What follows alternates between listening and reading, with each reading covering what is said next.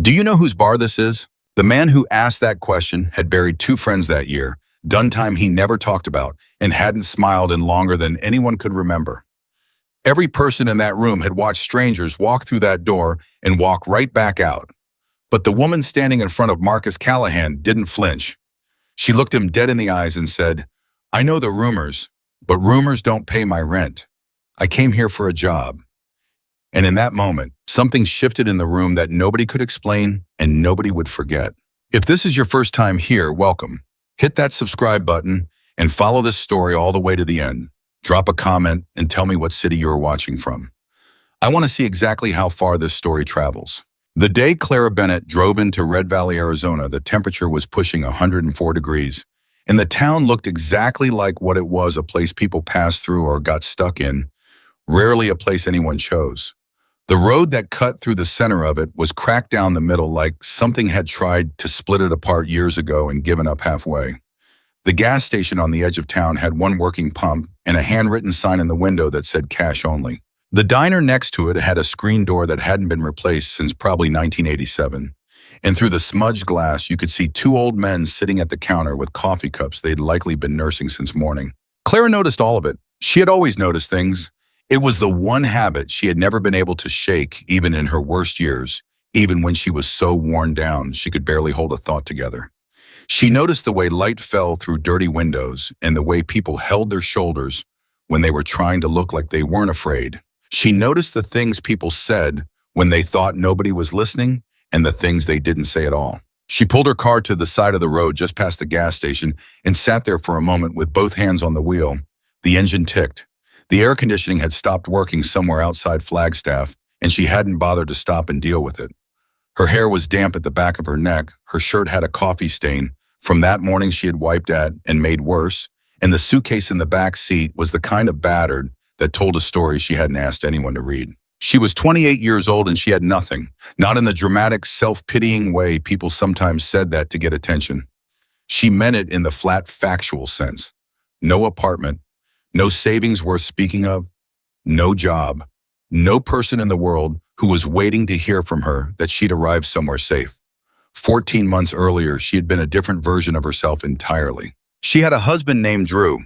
She had a shared lease on a 2-bedroom apartment in Phoenix with a balcony she'd lined with potted herbs she never had time to use. She had a job at a mid-level hotel chain doing accounting work.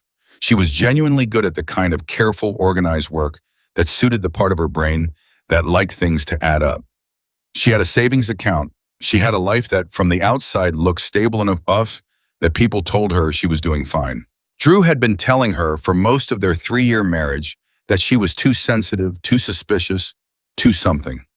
She had spent most of those 3 years trying to figure out which version of herself he needed and reshape herself into it. She got quieter. She stopped mentioning things that bothered her. She learned to read his moods like weather patterns and adjust her behavior accordingly, the way you'd close a window before the rain came. She had thought that was what marriage was, paying attention and adapting, keeping the peace. What she found out on a Tuesday in November was that while she was busy keeping the peace, Drew had been borrowing money from their joint savings account in amounts small enough that she hadn't caught them immediately. Nearly $18,000 over the course of a year and a half moved in increments of $300, $400, $500 at a time. She found out because she sat down one evening to reconcile their accounts, something she did the first Tuesday of every month, and the numbers didn't add up the way they should have. She went back through 6 months of statements, then 12, then 18. She sat at the kitchen table until 2 in the morning, with a legal pad covered in her own handwriting and a feeling in her chest like something had caved in. When she confronted Drew, he didn't apologize. He didn't explain in any way that made sense. He said she was controlling. He said she checked the accounts too much. He said he had needs she didn't understand, and he'd been under a lot of pressure. He turned it around so fast and so thoroughly that for about 48 hours, Clara genuinely questioned whether she had done something to cause this. That was the part she was still working on.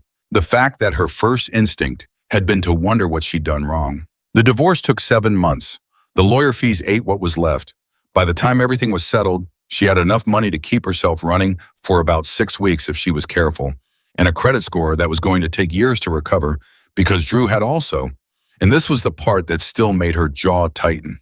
When she thought about it, opened two credit cards in her name using information he had access to as her husband, and run them to their limits, buying things for a life he was apparently building on the side. She had filed the police report.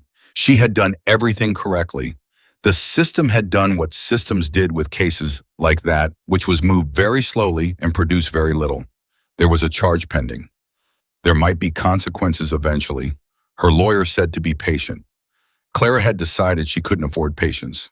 What she could afford was gas and whatever motels accepted cash and were cheap enough that she could stretch her money until she found work. She had been driving for 3 days when she ended up in Red Valley. She hadn't planned it. She had a loose idea of heading toward New Mexico, maybe Albuquerque, where she'd heard the job market was decent and the cost of living was lower than Phoenix. But she'd gotten turned around somewhere after Flagstaff taken a wrong exit and ended up on a state highway that went through a stretch of desert so empty and so flat that it felt like the world had been simplified down to its most basic ingredients: heat and rock and sky. And then the road bent and Red Valley appeared, and she needed a bathroom and something cold to drink, so she stopped. She used the bathroom at the gas station. She bought a bottle of water and a pack of crackers from a sun-faded rack by the register. And then she sat in her car eating crackers in the heat and looked down the main street of Red Valley because she had nothing else to look at, and that was when she saw the building at the far end of it. It was impossible to miss.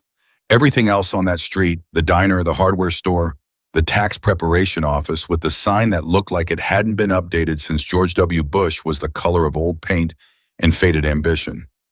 But that building at the end was painted flat black, and even in the afternoon glare, it pulled the eye to it like a hole in the middle of something. There was a hand-painted sign above the door that said Iron Ridge, with a smaller line of text beneath it that she was too far away to read.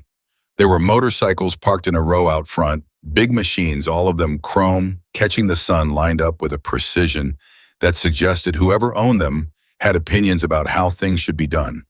And there was a chalkboard sign propped against the wall by the door that she could just barely make out from where she was sitting. Help wanted, bartender. Clara ate the last of her crackers. She looked at the sign for a long moment. She thought about Albuquerque. She thought about the 6 weeks of money she was stretching.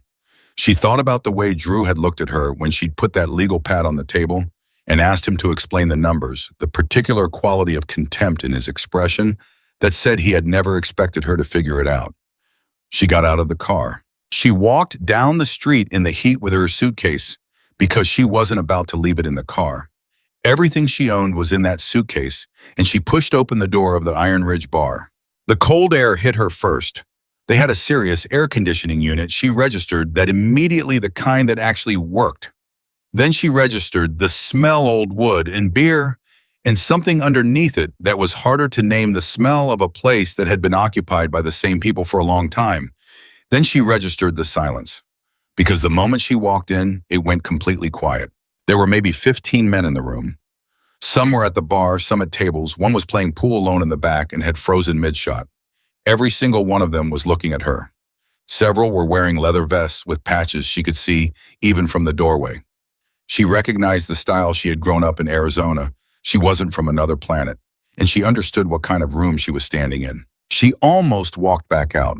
The instinct was there, fast and clear, but underneath it was something else, something that had been building for 14 months through every humiliation and every legal form, and every night lying in cheap motel rooms, running through numbers in her head, a kind of stubbornness that had hardened into something she wasn't ready to put down. She kept walking. She walked to the bar. She put her suitcase down next to a stool. She did not sit. She stood with her hands loose at her sides because she didn't know what to do with them, and at least loose it looked intentional. The man behind the bar was not behind the bar. He was standing to the side of it, leaning against the counter with his arms crossed, watching her with an expression that was not hostile exactly, but was not friendly either. He was somewhere in his 50s, built like someone who had spent decades doing physical work, with a scar that ran from the edge of his left jaw toward his ear. He had close-cropped gray hair and eyes that were a very pale shade of blue-gray, the kind of eyes that made you feel like they were doing calculations you weren't privy to. He was the kind of man who did not need to raise his voice to fill a room. He looked at her suitcase. He looked at her. He said, "You planning on staying?" "Depends on whether the job's still open," Clara said. Somebody at one of the tables made a sound, not quite a laugh, more like the first movement toward a laugh that got stopped before it finished. Nobody moved. The man with the pale eyes kept looking at her. "Do you know whose bar this is?" he said. This was the moment. She could feel it. The whole room was waiting for her to look away, to fumble, to start the retreat that everybody in there probably expected was coming. "I know the rumors," she said, "but rumors don't pay my rent. I came here for a." The silence stretched for a beat, then two. Then the man with the pale eyes looked at her in a different way, not warmer exactly, but like he'd recalculated something. "Marcus Callahan," he said. He didn't offer his hand. "Clara Bennett," she said. She didn't extend hers. "You ever bartended before, waitressed, stocked shelves, did accounts receivable for 4 years. I'm fast with numbers, I learn quick, and I won't be intimidated out of closing tabs that need closing." Marcus looked at the suitcase again. "Where are you coming from?" "Phoenix mostly." "Mostly? I've been on the road a few days." "You got a place to stay?" "Not yet." He was quiet for a moment, then he said, "There's a room above the bar. It's nothing, but it's got a lock on the door and a working shower." He paused. "You'd be covering for a bartender who left without notice. Trial period is 2 weeks. You do something stupid or you can't handle the work, we end it without a conversation. You understand that?" "I understand." "You was sure, because there won't be a meeting about it. There won't be an HR process. You don't work out, you go." "That's fine," Clara said. "I don't expect anything I don't earn." Marcus looked at her for another moment. Then he turned and said to nobody in particular, "Somebody show her where she's sleeping." A man at the bar, younger, maybe mid-30s, with close-cropped dark hair and a watchfulness about him that reminded Clara of a dog that had been kicked too many times and hadn't decided yet whether to trust the hand that was offering food, stood up slowly. He didn't look happy about it. "Jake," Marcus said without looking at him, just the name. That was all. Jake Morgan looked at Clara the way you might look at a package that had arrived at your door when you hadn't ordered anything. He said, "Follow me," and walked toward the back of the bar. Clara picked up her suitcase and followed him. The room was exactly what Marcus had described. Nothing. A single bed with a metal frame, a dresser with one drawer that didn't close all the way, a window that looked out onto the alley behind the building, a bathroom the size of a generous closet. The air smelled like dust and old wood, and somewhere underneath it, the faint ghost of someone's cigarettes. Jake stood in the doorway while she looked around. He said, "There's a key on the dresser, lock works. Don't leave anything in the common areas if you don't want it touched." "Thank you," Clara said. "I'm not doing you a favor," he said. "Marcus told me to show you the room. I showed you the room." "I know," Clara said. "Thank you anyway." He looked at her the way she'd learned to recognize the look that was trying to figure out the angle, what she was after, why she was here. He said, "You're going to last about 3 days." Clara set her suitcase on the bed. "Why 3?" she said. "That's usually when the novelty wears off and people realize what they've walked into." "I've walked into worse," she said. Jake made a sound that might have been a scoff, or might have been the beginning of a different kind of acknowledgement. He left without another word. Clara stood in the room alone. She could hear the bar below her, the low murmur of conversations starting back up, the scrape of a chair, the particular knock of a pool cue. She sat on the edge of the bed and put her hands in her lap and let herself have exactly 2 minutes of just sitting there, feeling the full weight of where she was and how she'd gotten here. She had learned to do that, to let herself feel it fully for a contained amount of time and then close it down and move. At the end of 2 minutes, she stood up. She unpacked her suitcase with the same method she used for everything, which was to do the thing in front of her without thinking about the things that came before or the things that might come after. Clothes in the dresser, toiletries in the bathroom. The legal pad she carried with her everywhere, force of habit, she thought in lists and numbers on the nightstand next to the bed. Then she went downstairs and asked Marcus where the bar supplies were kept and whether there was a training manual or whether she was expected to pick it up as she went. Marcus looked at her with something that wasn't quite surprise. "Pick it up as you go," he said. "That works," she said. "I'm going to need someone to tell me where things are for the first hour. After that, I'll manage." Marcus nodded once. He pointed to a man at the bar, older, heavy-set, with the kind of cheerful face that made you think he had decided a long time ago that things were generally going to be okay. That's Pete Garza. He'll walk you through the layout. Pete Garza looked delighted. He had been a member of the Iron Ridge chapter for 23 years, which was something Clara would learn later.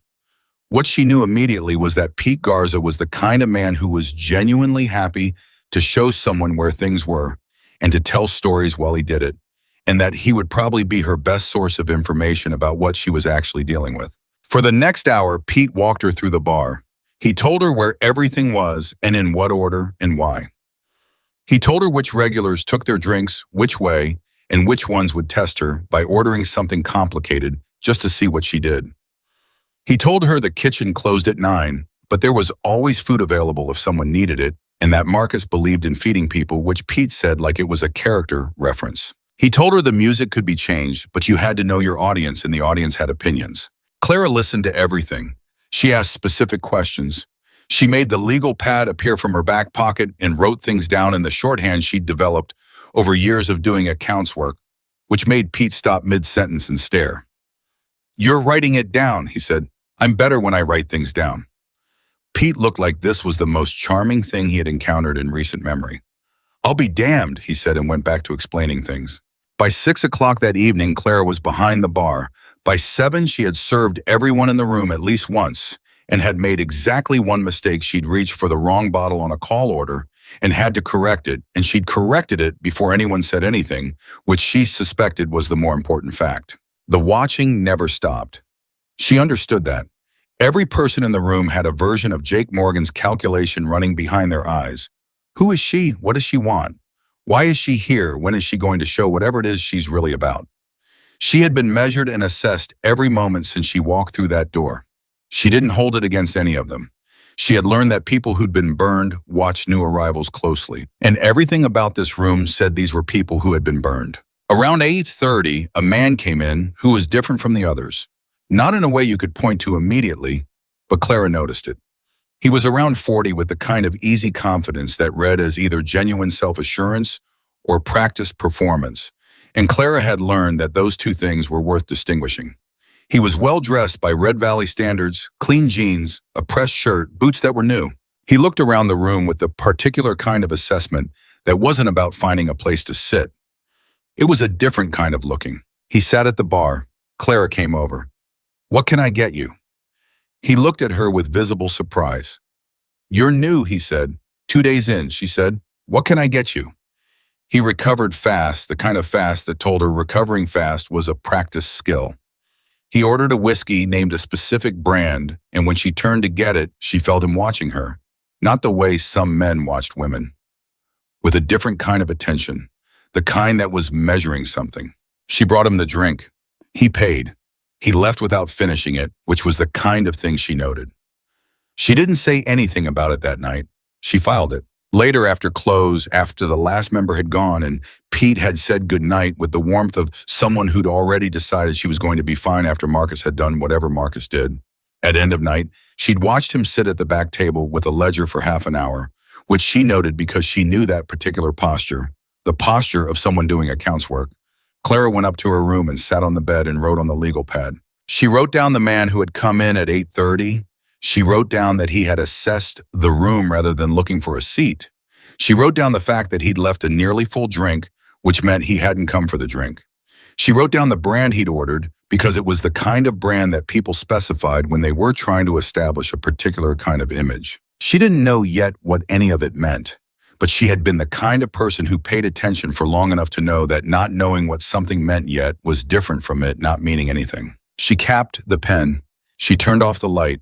Through the window, the alley was dark and quiet, and the desert beyond it was darker and quieter. And above all of it, the sky was the deep black sky of somewhere far from city lights, strung through with more stars than Claire had looked at in years. She was not happy. She was not safe, not really, not yet. She was not sure this was going to work. But she was somewhere.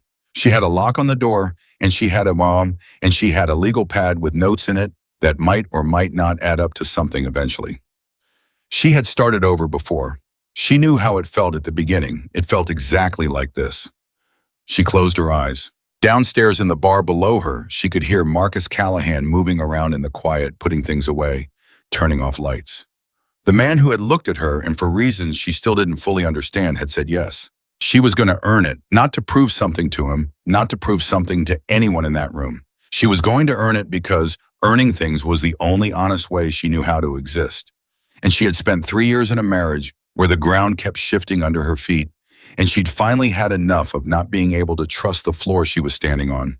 She was going to build something solid. She didn't know yet what it would cost her. The first week went by in the particular way that hard adjustments always did, fast and slow at the same time, days that felt endless, and then suddenly a Sunday night when she lay in the narrow bed and thought a week already and couldn't quite account for where the time had gone. She was good behind the bar, not because bartending was something she'd had extensive experience with, she hadn't, but because the skills required were skills she already had. The accounting brain that tracked numbers also tracked orders and tabs and who'd had what. The habit of paying attention that had kept her functional through her marriage kept her functional here. She moved efficiently. She did not waste motion. She learned the patterns quickly and adapted to the exceptions when they came. The members of the Iron Ridge chapter were not what the outside world would have imagined if they'd been asked to picture them. Clara had come in knowing they wouldn't be what the rumors said. She hadn't survived the last 14 months by trusting rumors over evidence, but what surprised her was how specific they were. How entirely themselves. There was Pete Garza, who was exactly as warm and talkative as he'd seemed from the first hour, and who had a habit of leaving whatever magazine he was reading face down on the bar when he got up to do anything, and who would bring her a cup of coffee without being asked after her first week, because he'd observed she always got her own around 3 in the afternoon, and he decided to take over that task. There was a man called Reno. She never learned his real first name, who was around 60 and almost entirely silent, except in the context of music about which he had more opinions than most people had about anything, and who, when he discovered she didn't hate country music, had looked at her with the same expression Pete had when she'd produced the legal pad, like she had exceeded an expectation he had been carrying without quite knowing it. There was Danny Flores, 26, the youngest member in the chapter, who was still in the phase of trying to figure out who he was in the room and who watched Marcus with the particular attention of someone who was learning how to be something. Clara recognized it. It was the same way she'd watched certain people at her accounting job early on, not imitating but mapping the logic of how a person moved through the world with authority. There was Hector Vega, who did not warm to her as fast as Pete, but whose thaw was more meaningful when it came the way a temperature shift in March meant more than one in June. And there was Jake Morgan. Jake was harder. She'd known that from the first conversation. He was the head of security for the chapter, which meant he was professionally skeptical about new things and new people, but it was more than professional. Clara had spent enough time around people carrying old damage to recognize it when she saw it. Jake had been hurt by someone's misplaced trust, and the wound had calcified into a general wariness that read to the world as coldness, but was actually something more specific than that. He was not rude to her. He was scrupulously not rude to her in the way that takes effort. He was also not warm. He watched her in the particular way he watched everything, cataloging, assessing, waiting for the thing that would confirm the story he was already running in his head. Clara let him watch. She didn't perform for him. She didn't try to disarm him or charm him or demonstrate that she was trustworthy in any way that wasn't just doing her job well day after day without making it about whether he noticed. Marcus she was still figuring out. He was in the bar most of the time. He sat at the back table with the ledger most evenings. He talked with members individually and always in a way that was private without being pointed about the privacy. He ran the room the way a person ran a room when they had been doing it for a very long time and had made their peace with both the authority and the weight of it. He watched Clara too, but differently than Jake did. Less assessment, more something else. On the 4th day when she caught a glass that Pete had knocked off the bar, with a reflex that surprised even her, Marcus had looked over from his back table and almost smiled. On the 7th day when she closed out a complicated tab at the end of a busy Friday night and had it balanced down to the last cent without a calculator, he'd looked at the sheet she put in front of him and said simply, "Good." One word. She had held on to it. On the 9th day, the man in the pressed shirt came back. He sat at the bar again, same stool, and ordered the same drink. Clara made it and brought it over without acknowledging she remembered him because she had been thinking about what approach was right and had decided the less she telegraphed what she noticed, the more she'd be able to observe. He said his name was Hayes, Richard Hayes. He said it like someone who expected the name to land. She said, "Good to meet you, Richard." He seemed slightly wrong-footed by the first name. She'd done that on purpose. He asked her how she was settling in. She said fine. He asked how she liked working here, the particular inflection on here suggesting he found it a notable choice. She said she found it exactly what she expected. He asked if she knew much about the town, and she said she was still learning. Then he said, and here was the thing that stayed with her, "This is actually a really interesting piece of real estate. Don't you think? The location, I mean, right at the end of the main street. You could do a lot with this building." Clara looked at him. She let the pause be one beat longer than comfortable. "I think the current owners are pretty happy with what they're doing with it," she said. He smiled. It was a smooth smile practiced. "Of course," he said. "Of course." He left 15 minutes later. He left the second drink mostly full again. That night on the legal pad, Clara wrote his name and what he'd said. She underlined the word real estate. She looked at what she'd written for a while. Then she wrote underneath it, "He's not here for the drink. He's not here to scope out the bar. He's here to see what I am." She looked at that line for a long moment. She didn't know yet why that would be. She didn't have enough pieces. But she had his name now. She had a pattern: 2 visits, same stool, same drink, left unfinished. And she had a statement about real estate from a man who had the particular bearing of someone who was used to getting what he asked for.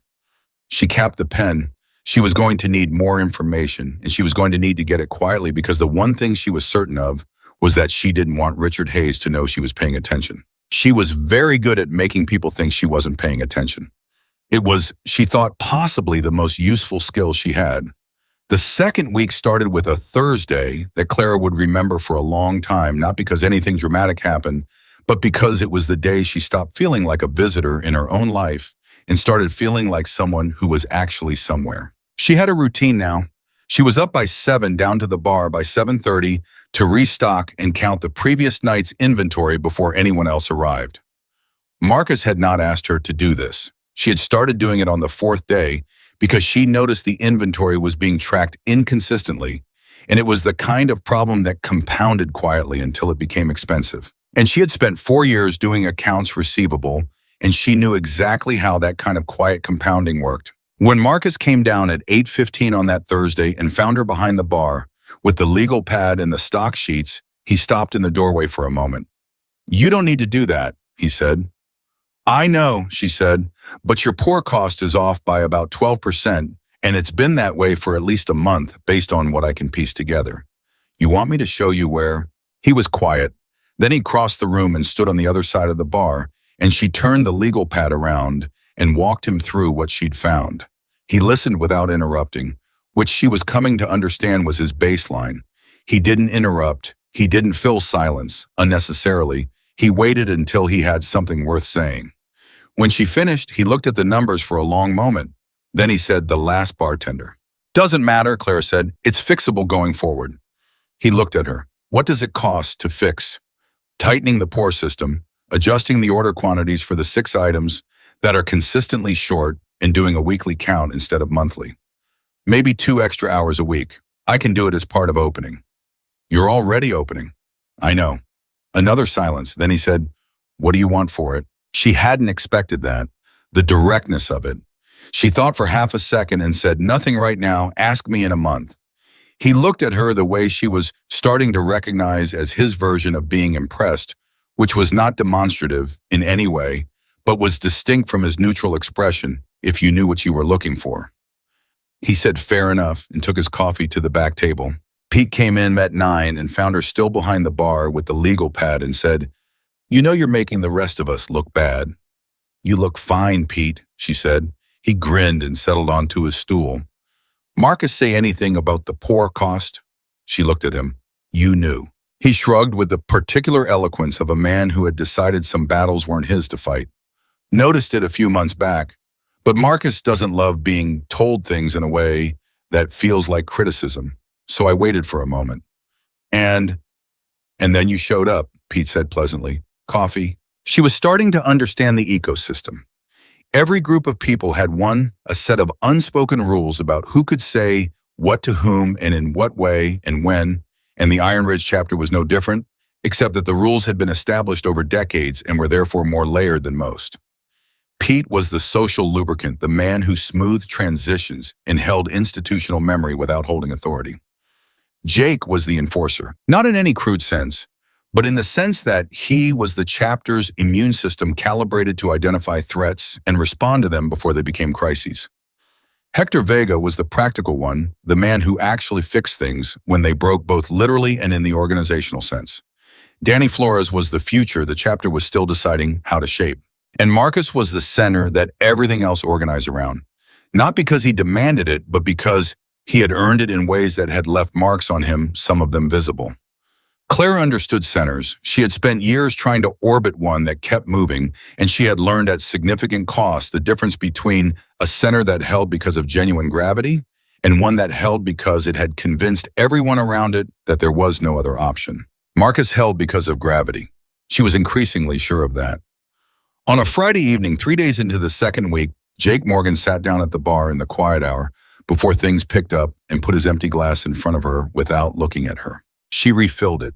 He didn't say thank you, which she had come to understand wasn't rudeness, but just his way.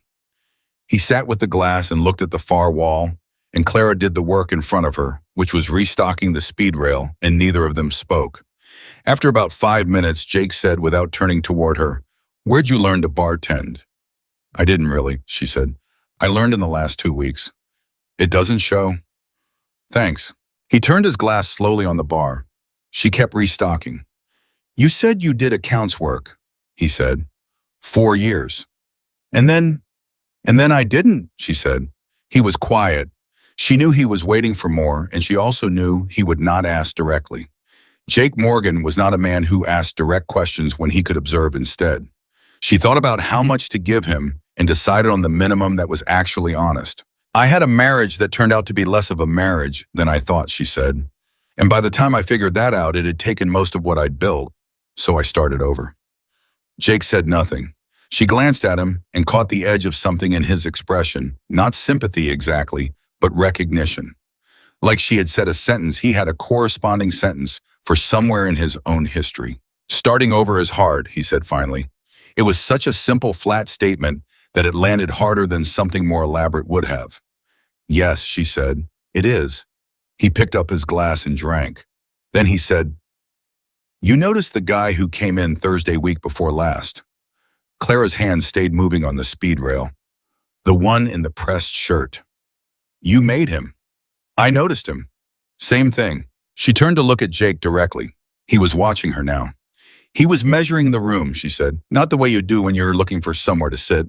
A different kind of measuring." Jake's jaw moved slightly. "Hayes," he said. "That's what he told me." "Richard Hayes. Usandaham Mahaitanetbar Hayes. He's been running around town the last couple months trying to buy up property on the main strip. He's got some kind of development project." Jake said development with the inflection of a man who had heard that word deployed as a weapon. "He's been to 3 other businesses trying to make deals. 2 of them sold." Clara set down the bottle she was holding. "He came in twice," she said, ordered the same drink both times and didn't finish it either time. Jake looked at her steadily. "He doesn't want a drink," he said. "No," Clara agreed, "he doesn't." The quiet between them was different from the quiet that had preceded it. Something had shifted. Not trust, that was too large a word for what had just happened, but an acknowledgement of the thing they were both seeing, which was a beginning. "Marcus knows," she said. "Marcus knows Hayes is in town and wants the strip developed. He doesn't know Hayes has been in here." "Why not?" Jake's expression didn't change much, but something tightened around his eyes. "Because I didn't think it was worth mentioning yet. Man came in, had a drink left. Lots of people do that." "Twice," Clara said. "Same stool." Jake was quiet for a moment. Then he said, "I'll tell Marcus." "Okay," she said. She picked up the bottle and went back to restocking. Jake stayed at the bar another 10 minutes. When he left, he said, "Night," which was more than he had ever said when leaving before. Clara finished the speed rail and moved to the garnish tray and allowed herself exactly the amount of satisfaction that was warranted, which was not much, because one conversation with Jake Morgan wasn't anything to build on yet. But it was something. It was the first real conversation she'd had with him that wasn't about logistics, and it had ended with him planning to talk to Marcus, which meant she was no longer operating entirely on her own with the Hayes information. Marcus came to her the next morning. She was doing the inventory count same as every morning, and she heard him come in and take his coffee from the machine, and then instead of going to the back table, he came to the bar. He said, "Jake told me about Hayes." "I thought he might," she said. "You've seen him twice." "Yes." "Why didn't you say something?" She looked up from the legal pad. This was a reasonable question, and it deserved a real answer. "Because I didn't have enough information to say anything useful. I had a man who came in, said his name, made a comment about real estate, and left. That's not a threat, that's a data point. I was waiting for more data." Marcus looked at her for a long moment. "And now? Now I know he's been buying up property along the main strip and 2 people sold. That changes what one data point looks like." "How so?" "Because it means he has a pattern," she said. "He doesn't come to negotiate. He comes to look. He's assessing what he's dealing with before he decides how to approach it." Marcus sat down on the stool Pete usually occupied. It was the first time she had seen him sit at the bar. He put his coffee down and looked at the legal pad in front of her and then at her.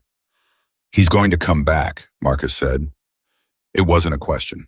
"Yes," Clara said. "And the next time he comes, he'll have something more specific to say." "What does he want with the bar? The building or what it represents?" Marcus looked at her. "Explain that." "A development project needs more than real estate," Clara said. "It needs the existing community to either get behind it or get out of the way. Your club has been here a long time, Marcus. You're not just occupying a building. You're occupying the idea of what this end of town is. If Hayes wants to change what this town looks like, he has to change what people think when they think about this street. And right now, what they think about is this bar and the people in it." Marcus was very still. He was looking at her with the expression she was coming to recognize as his version of being caught off guard, which was not very different from his version of any other expression, except that his stillness became a different quality of stillness. "You got all that from 2 visits, he said. "I got all that from 2 visits, what Jake told me, and 4 years of watching what happens when someone wants something they don't have and can't just take it directly." He picked up his coffee. He drank. He looked at the bar in front of him for a moment. "What do you need?" he said. "I need to know more about his project, what he's planning to build, who's behind it, what permits he's filed." "That's public record." "Yes, but I need someone in town who actually knows the people at the county office well enough to get the full picture rather than just the official version." "Pete knows everyone at the county office," Marcus said. "I thought he might," Clara said. Marcus almost smiled. "I'll talk to Pete," he said. He took his coffee and went to the back table. Clara went back to the inventory count. Outside, the Arizona morning was already heating up, and somewhere down the street a car alarm was going off and then stopping and then going off again with the persistence of something that hadn't been taught better. Pete came in at 9 with the expression of a man who had already been called. "So," he said, settling onto his stool. "Hayes." "What do you know?" Clara said. Pete got his coffee and organized his thoughts the way he organized everything, which was with a kind of relaxed thoroughness. Nothing rushed, but nothing left out. Richard Hayes was from Scottsdale. That was the first thing, and it mattered more than it might sound because Scottsdale and Red Valley were not simply 2 places in Arizona. They were 2 entirely different ideas about what Arizona should be. Hayes had made money in commercial real estate development, mostly resort communities, and what the brochures called luxury lifestyle destinations, which Pete said with the gentleness of a man who didn't like to be unkind but found certain phrases irresistible. He had incorporated a development company called Horizon Southwest LLC about 8 months ago and had been quietly buying up parcels along the main strip of Red Valley for the last 5 months. He had so far secured 4 properties, the 2 that had sold voluntarily, and 2 others he had obtained through what Pete described as a process that I'd be curious to know more about. "What kind of process?" Clara said. Pete wrapped his hands around his coffee mug.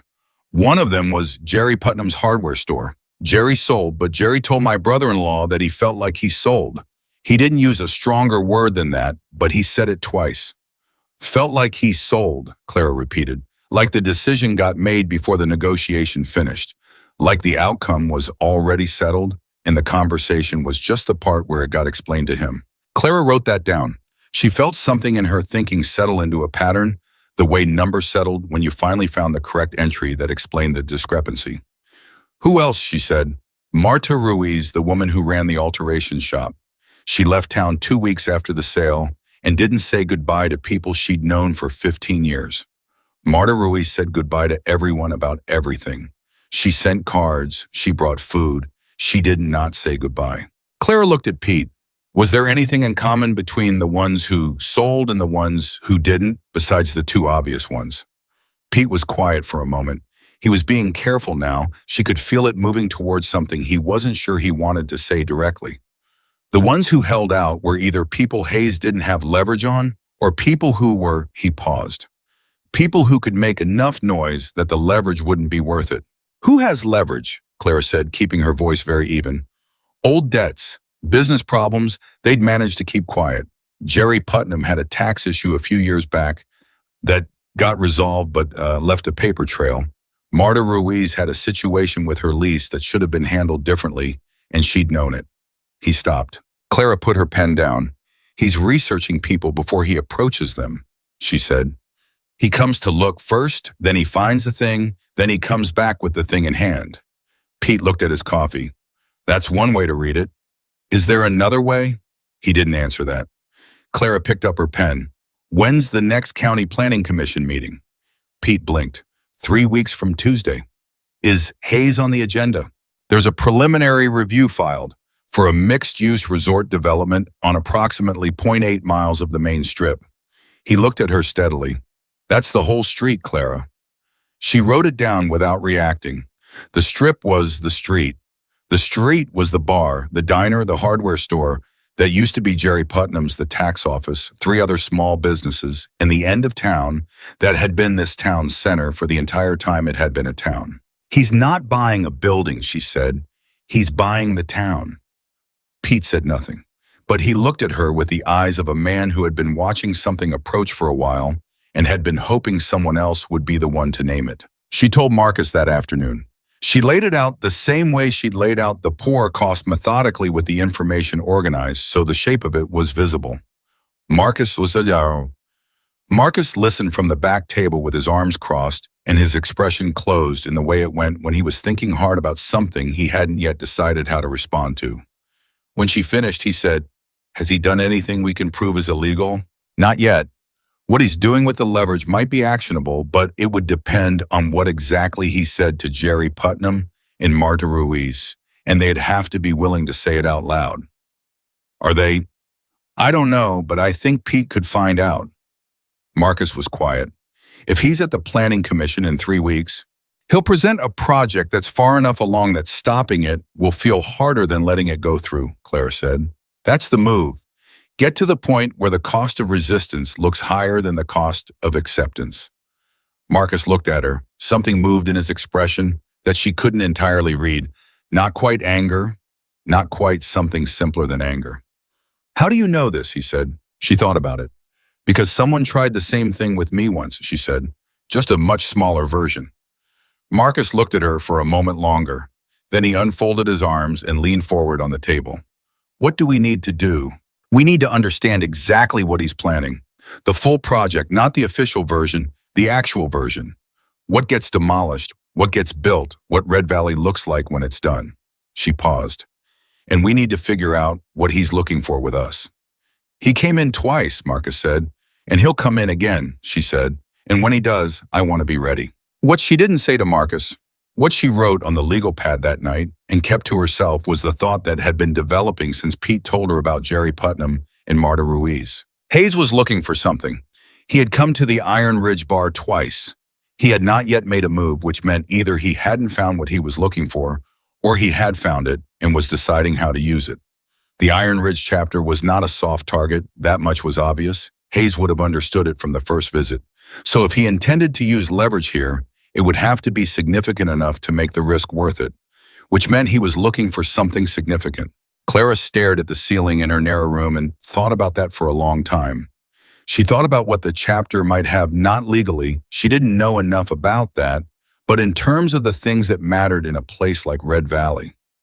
history, relationships, the accumulated weight of years in a town where years in a town actually counted for something. She thought about Jake's face when he'd said what she had said about starting over, about the particular recognition in it, about the fact that Jake was the chapter's immune system, and the chapter's immune system had its own wounds. She thought about Marcus at the back table with his ledger every night, the particular posture of a man keeping track of something, making sure it added up. And then she thought about the member she'd noticed in the last few days acting slightly differently. Not dramatically, just slightly. A small change in pattern that she might have missed if she hadn't been spending 2 weeks learning everyone's patterns well enough to notice when one shifted. His name was Darnell Webb. He was 43, had been in the chapter 11 years, and was the kind of man who showed up reliably and did his part without drawing particular attention to himself. He had been friendly to Clara from the start, not Pete-level friendly, but the ordinary friendliness of someone who didn't have a particular reason to be suspicious. For the last 4 days, Darnell had been on his phone more than usual, stepping outside with it. Not dramatically, she might not have clocked it at all in a different context. But she had been watching everything in this building with the attention of someone whose survival had required learning to watch, and Darnell Webb's pattern had shifted. She didn't write a conclusion next to his name on the legal pad.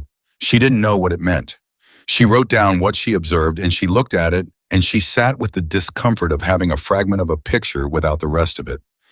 She capped the pen. She needed more time. She needed Hayes to come back. She needed to understand what he was looking for, and she needed to understand it before he found it, because she had learned the hard way that by the time someone used what they had against you, it was already too late to change the outcome. She turned off the light.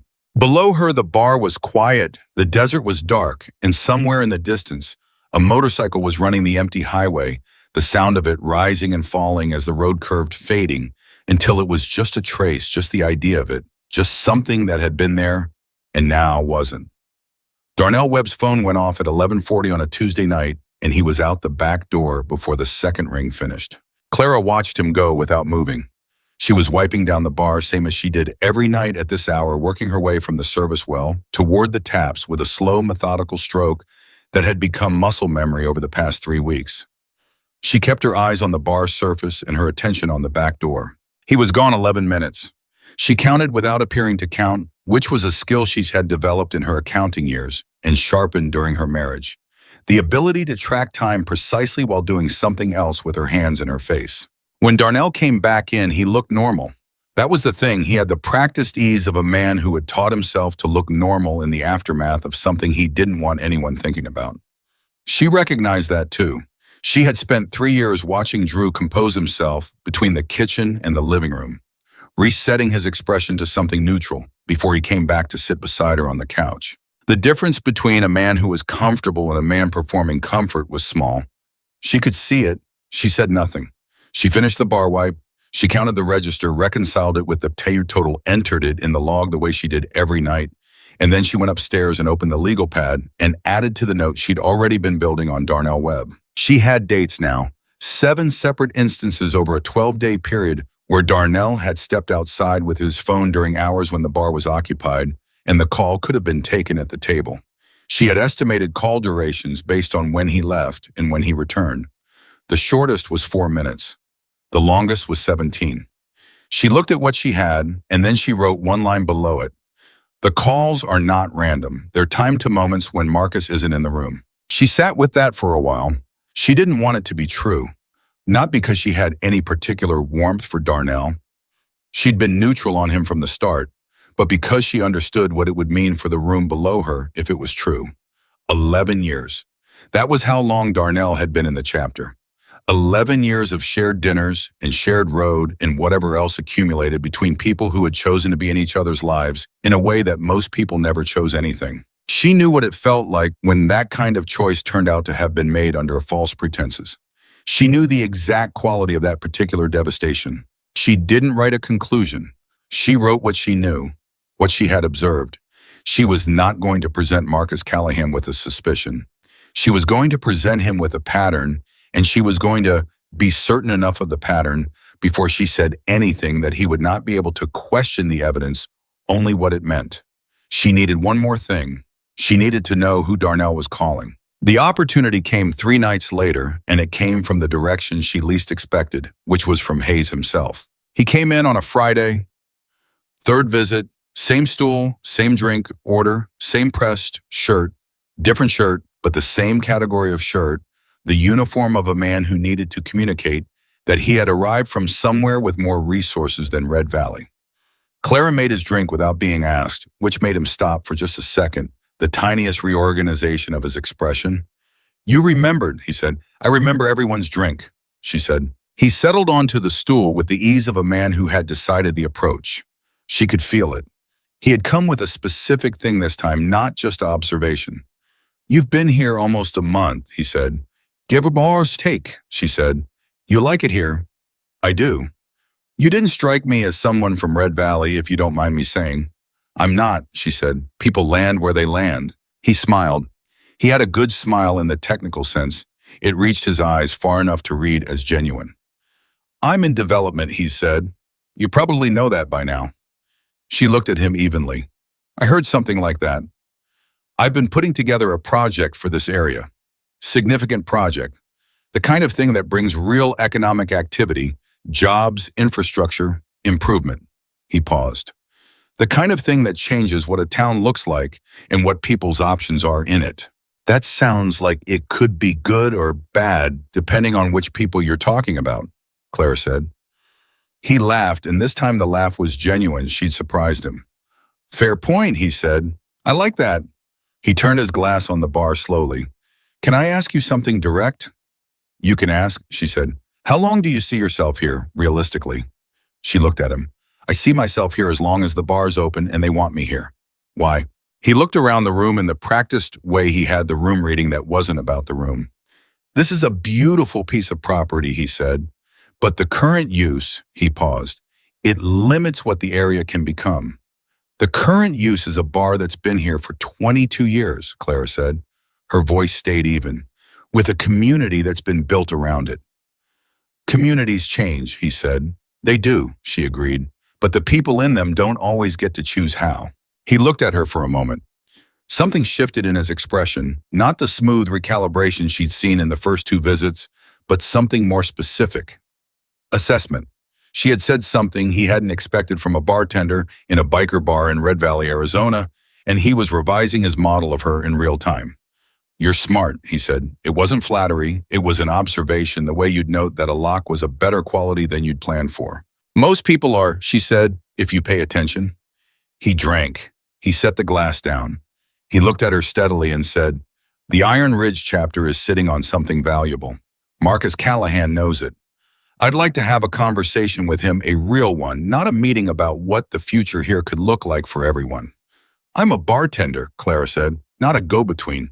"I know," he said, "but you're a bartender who pays attention. And Marcus Callahan trusts you more than he's trusted anyone new in a long time, which I find interesting." The fact that Hayes knew that he had been watching closely enough to observe the specific texture of how Marcus related to her landed on Clara like a hand placed on a window she thought was a wall. He had been paying attention to things inside this building, things that happened when he wasn't in it. She kept her face exactly as it was. She refilled a glass down the bar that needed refilling and came back. "I'll tell Marcus you'd like to talk," she said. "That's all I can offer." Hayes nodded. He looked satisfied in the way a chess player looks satisfied when an opponent makes the move they've been waiting for. He finished his drink the first time he had finished it and left a 20 for a $12 drink and said, "I appreciate it, Clara," using her name, which he had not done before. When the door closed behind him, Pete Garza, who had been sitting at the far end of the bar, turned to look at her. "That man," Pete said, "knows more about this bar than he should." "Yes," Clara said, "he does." She did not look at Darnell Webb, who was sitting at a table near the back and had been very carefully not looking at the bar for the last 10 minutes. But she knew exactly where he was. She went to Marcus that night after close. She had waited until everyone else was gone, Darnell included, who had left at 11, saying he had somewhere to be, which was a thing he had never said before on a Friday, Friday being traditionally the last man out night for the chapter's regulars. Marcus was at the back table with the ledger. He looked up when she came over, and something in her face made him close the ledger. "Hayes came in tonight," she said. "I saw," he said. "You two talked." He wants to meet with you. He called it a real conversation. She sat down across from him. He also knew things about this bar that he shouldn't know. Marcus was still. What things? He knows how you relate to me, not in general specifically. He knows you trust me more than you've trusted someone new in a while. That's not something he could observe from 3 visits to the bar. Marcus didn't move for a moment. Then he said very quietly, "Someone's been talking to him." "Yes," Clara said. She watched him work through it, the particular quality of stillness that came over a person when they were processing something that changed the shape of a room they thought they knew. She had been in that moment herself. She knew how it felt from the inside, the way the floor seemed to make a sound that wasn't quite a sound. "Who?" he said.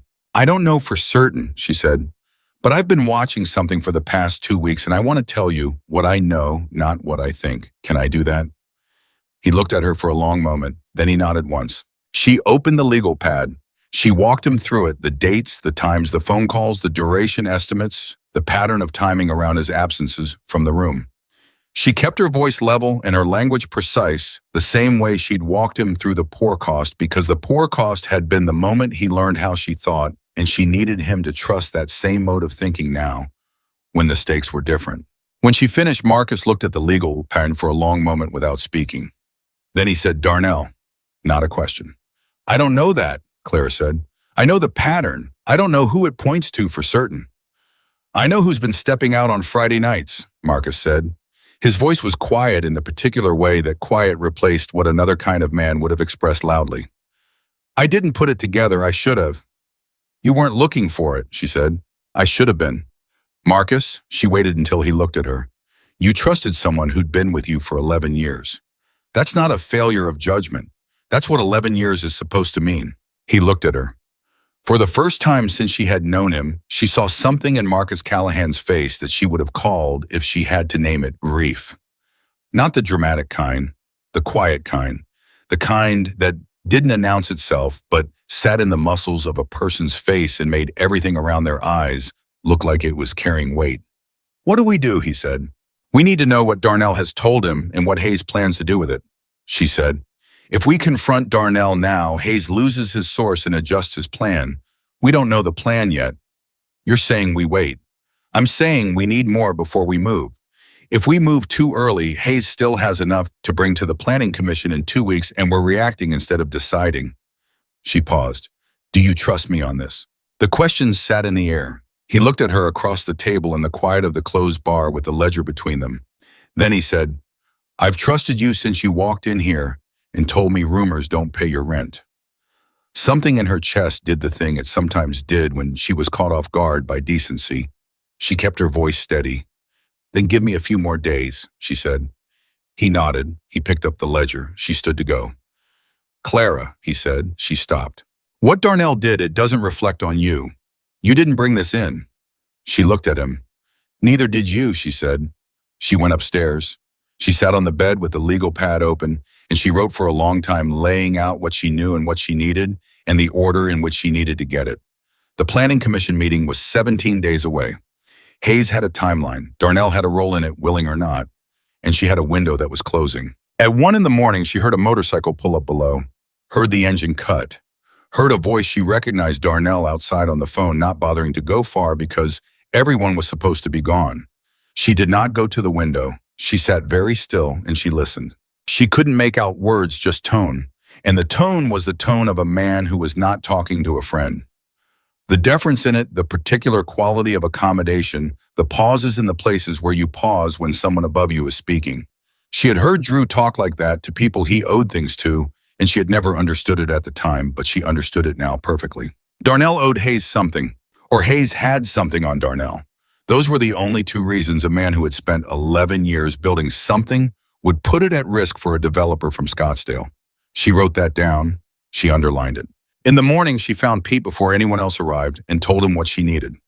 Pete was one of those men who processed serious information with a kind of focused calm that you wouldn't expect from how cheerful he was at baseline, as if he had a different gear that engaged when things became real. He listened. He drank his coffee. He said Darnell had a business 3 years ago, landscaping company. He ran it on the side for about 2 years and then shut it down. Why'd he shut it down? I heard there were some financial problems, debts he ran up with his supplier. He borrowed from the chapter's discretionary fund to cover part of it and paid Marcus back, but it took a while. Clara looked at him. Did Marcus keep records of that? Marcus keeps records of everything, Pete said. Is that something Hayes could have found through normal channels, business records, county filings? Pete turned his coffee mug slowly. The debt to the supplier, maybe. The arrangement with the chapter's fund number. That would have had to come from someone who knew. So Hayes either found the business debt and used it to get Darnell talking, Clara said, or Darnell went to Hayes. Darnell wouldn't go to Hayes, Pete said. He said it was certainty, but then he stopped, and the certainty caved inward just slightly. He wouldn't do that willingly. People do things under pressure that they wouldn't do freely, Clara said. Pete was quiet for a moment. When he looked at her, his eyes had the quality she was coming to associate with the moments when Pete Garza put aside the genial exterior and showed the person underneath. How do we find out which one it is? I need to talk to Darnell, Clara said. Not to confront him, just to talk. That's risky. Everything we're doing right now is risky, she said. The question is, which risks are worth it? She found Darnell alone that afternoon during the quiet hour when the bar emptied out between lunch and evening. He was at his usual table with a coffee and his phone face down on the table, which she noted because face down was different from his usual pattern of face up. People put phones face down when they were trying not to look at them. She brought him a coffee refill he hadn't asked for and sat down across from him. He looked startled. She had never sat down with a member at a table before. It wasn't unwelcoming, it just wasn't what she did. She was the bartender. She was on the other side of things. Hey, he said cautiously. Hey, she said. She set the coffee down and wrapped her hands around her own mug.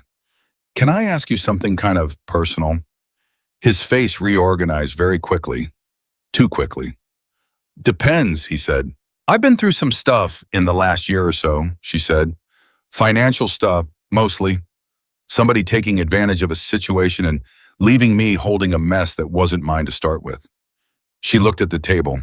And what I found was that when you are in that kind of hole, the people who offer to help you out of it are usually the people who dug it. Darnell was very still. I just wondered if you'd ever been in that kind of situation, she said. Because you've seemed, she paused and chose the word carefully, preoccupied the last couple weeks. The silence between them was the kind that had weight. She could feel him working through something, the internal negotiation between the version of himself that deflected and the version that was running out of space to keep things in. He said, I'm fine. Okay, she said. She didn't push it. She just sat there with her coffee. After a moment, Darnell said, Did Marcus say something to you? No, she said, and that was true. Marcus had said nothing to her about Darnell since the conversation the night before. She had come to Darnell on her own. Darnell looked at her. You just noticed, he said. I notice things, she said. I'm not trying to get you in trouble, Darnell. I'm trying to understand something. He looked at his phone, still face down. His jaw worked. She waited. She had learned a long time ago that the most powerful thing you could do in a conversation was to simply not fill the silence, because most people found silence unbearable enough that they would fill it themselves with something true. He found a filing, Darnell said. His voice was low. From when I had the landscaping company. There was a supplier I owed money to. I settled it, but the original filing was still in the county records in Hayes. He stopped. He said it looked like fraud, tax fraud. It wasn't. It was a bookkeeping problem, a real one. I fixed it. But he said the way it read in the filing, it could be presented as intentional. Clara kept her expression neutral. And he said if you talked to him, he'd make sure it didn't get presented that way. He said if I cooperated, he'd have his attorney look at it and make sure it was clearly resolved. Darnell looked up at her, and his eyes were the eyes of a man who had been carrying something alone for 2 weeks and had run out of the energy to keep lifting. I didn't tell him anything that would hurt anyone. He stopped. I told him about the bar, how it runs, what Marcus is like, what the community relationship is. Did he ask about specific members? He asked about the chapter's finances, whether there were any problems. I told him I didn't know because I don't. That part I didn't answer. Clara looked at him steadily. Darnell, Hayes is going to the Planning Commission in 2 weeks to present a development project that will require this bar to be gone. He has been building a picture of this chapter for months, and you've been part of the picture he was building. The color left Darnell's face. Not dramatically, but she could see it, the way a light dimmed. The development? He's been buying up the whole strip, she said. The bar is the last thing he needs. Darnell put his elbows on the table and put his face in his hands. It was the gesture of a man not performing, genuinely collapsing inward for a moment under the weight of what he'd done by not knowing the whole thing. She let him have the moment. Then she said, "Does Hayes have anything else on you? Anything besides the filing?" He looked up. "No." "Are you sure?" "Yes." She looked at him for a long moment. She thought about Drew. She thought about the particular cruelty of being used as a tool by someone who understood your fear better than you understood their motive. She thought about what she had said to Marcus the night before, that people do things under pressure they wouldn't do freely. "Okay," she said. "Okay." He looked at her like the word was in a language he wasn't expecting. "Hayes pressured you with something that was real enough to scare you. That happens." She picked up her coffee. "But we need to know everything you told him, exactly what you said. Can you do that?" "Clara Marcus is going to—" "We'll deal with Marcus," she said. "But right now I need the information, all of it," Darnell told her. It took 40 minutes and 2 more coffees, and when it was done, she had a clear picture of what Hayes had and what he was planning to do with it. The information Darnell had given him was mostly soft operational details, relationship dynamics, the texture of how the chapter functioned day to day, and the picture Hayes had assembled was one of an entrenched but legally uncomplicated organization whose main community value was social, not economic. The kind of picture that a good attorney could use to argue at a planning commission hearing that the development would produce more economic benefit than the current use. It was not nothing, but it was also not the devastating leverage she'd feared. "One more thing," she said. "The filing he threatened you with, the original county record. Do you have copies of the resolution documents?" Darnell blinked. Yeah, somewhere. My old accountant handled it." "Get them," she said. "Today if you can. I want the complete paper trail of the resolution." He looked at her with the expression of a man who was still processing the fact that this conversation had not ended the way he'd been dreading for 2 weeks. "Why, William? Because if we can show that the filing Hayes threatened you with is fully and unambiguously resolved, then the threat loses its teeth," she said. "And if the threat loses its teeth, Darnell, you don't owe him anything anymore." He sat with that for a moment. She watched it land, watched him feel the weight of it shift slightly. "You should have been a lawyer," he said. "I should have been a lot of things," she said. "Get me those documents." She went to Marcus that evening. She told him everything: Darnell, the landscaping company, the threat, the information Darnell had passed along. She told it straight, without editorial, the same way she told him everything. Marcus listened. He was perfectly still throughout. When she finished, he was quiet for a long time. Then he said, "He should have come to me." "Yes," Clara said. "He should have." Instead, Marcus stopped. The grief that had been in his face the night before was there again, but different. Less raw, more resolute. 11 years.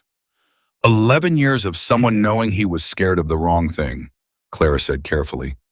Hayes handed him a threat that felt enormous because it touched something real, something he'd already been ashamed of. That's not an excuse, but it's a reason.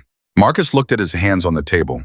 "I covered the debt myself when the landscaping business went under," he said. "I didn't make a thing of it.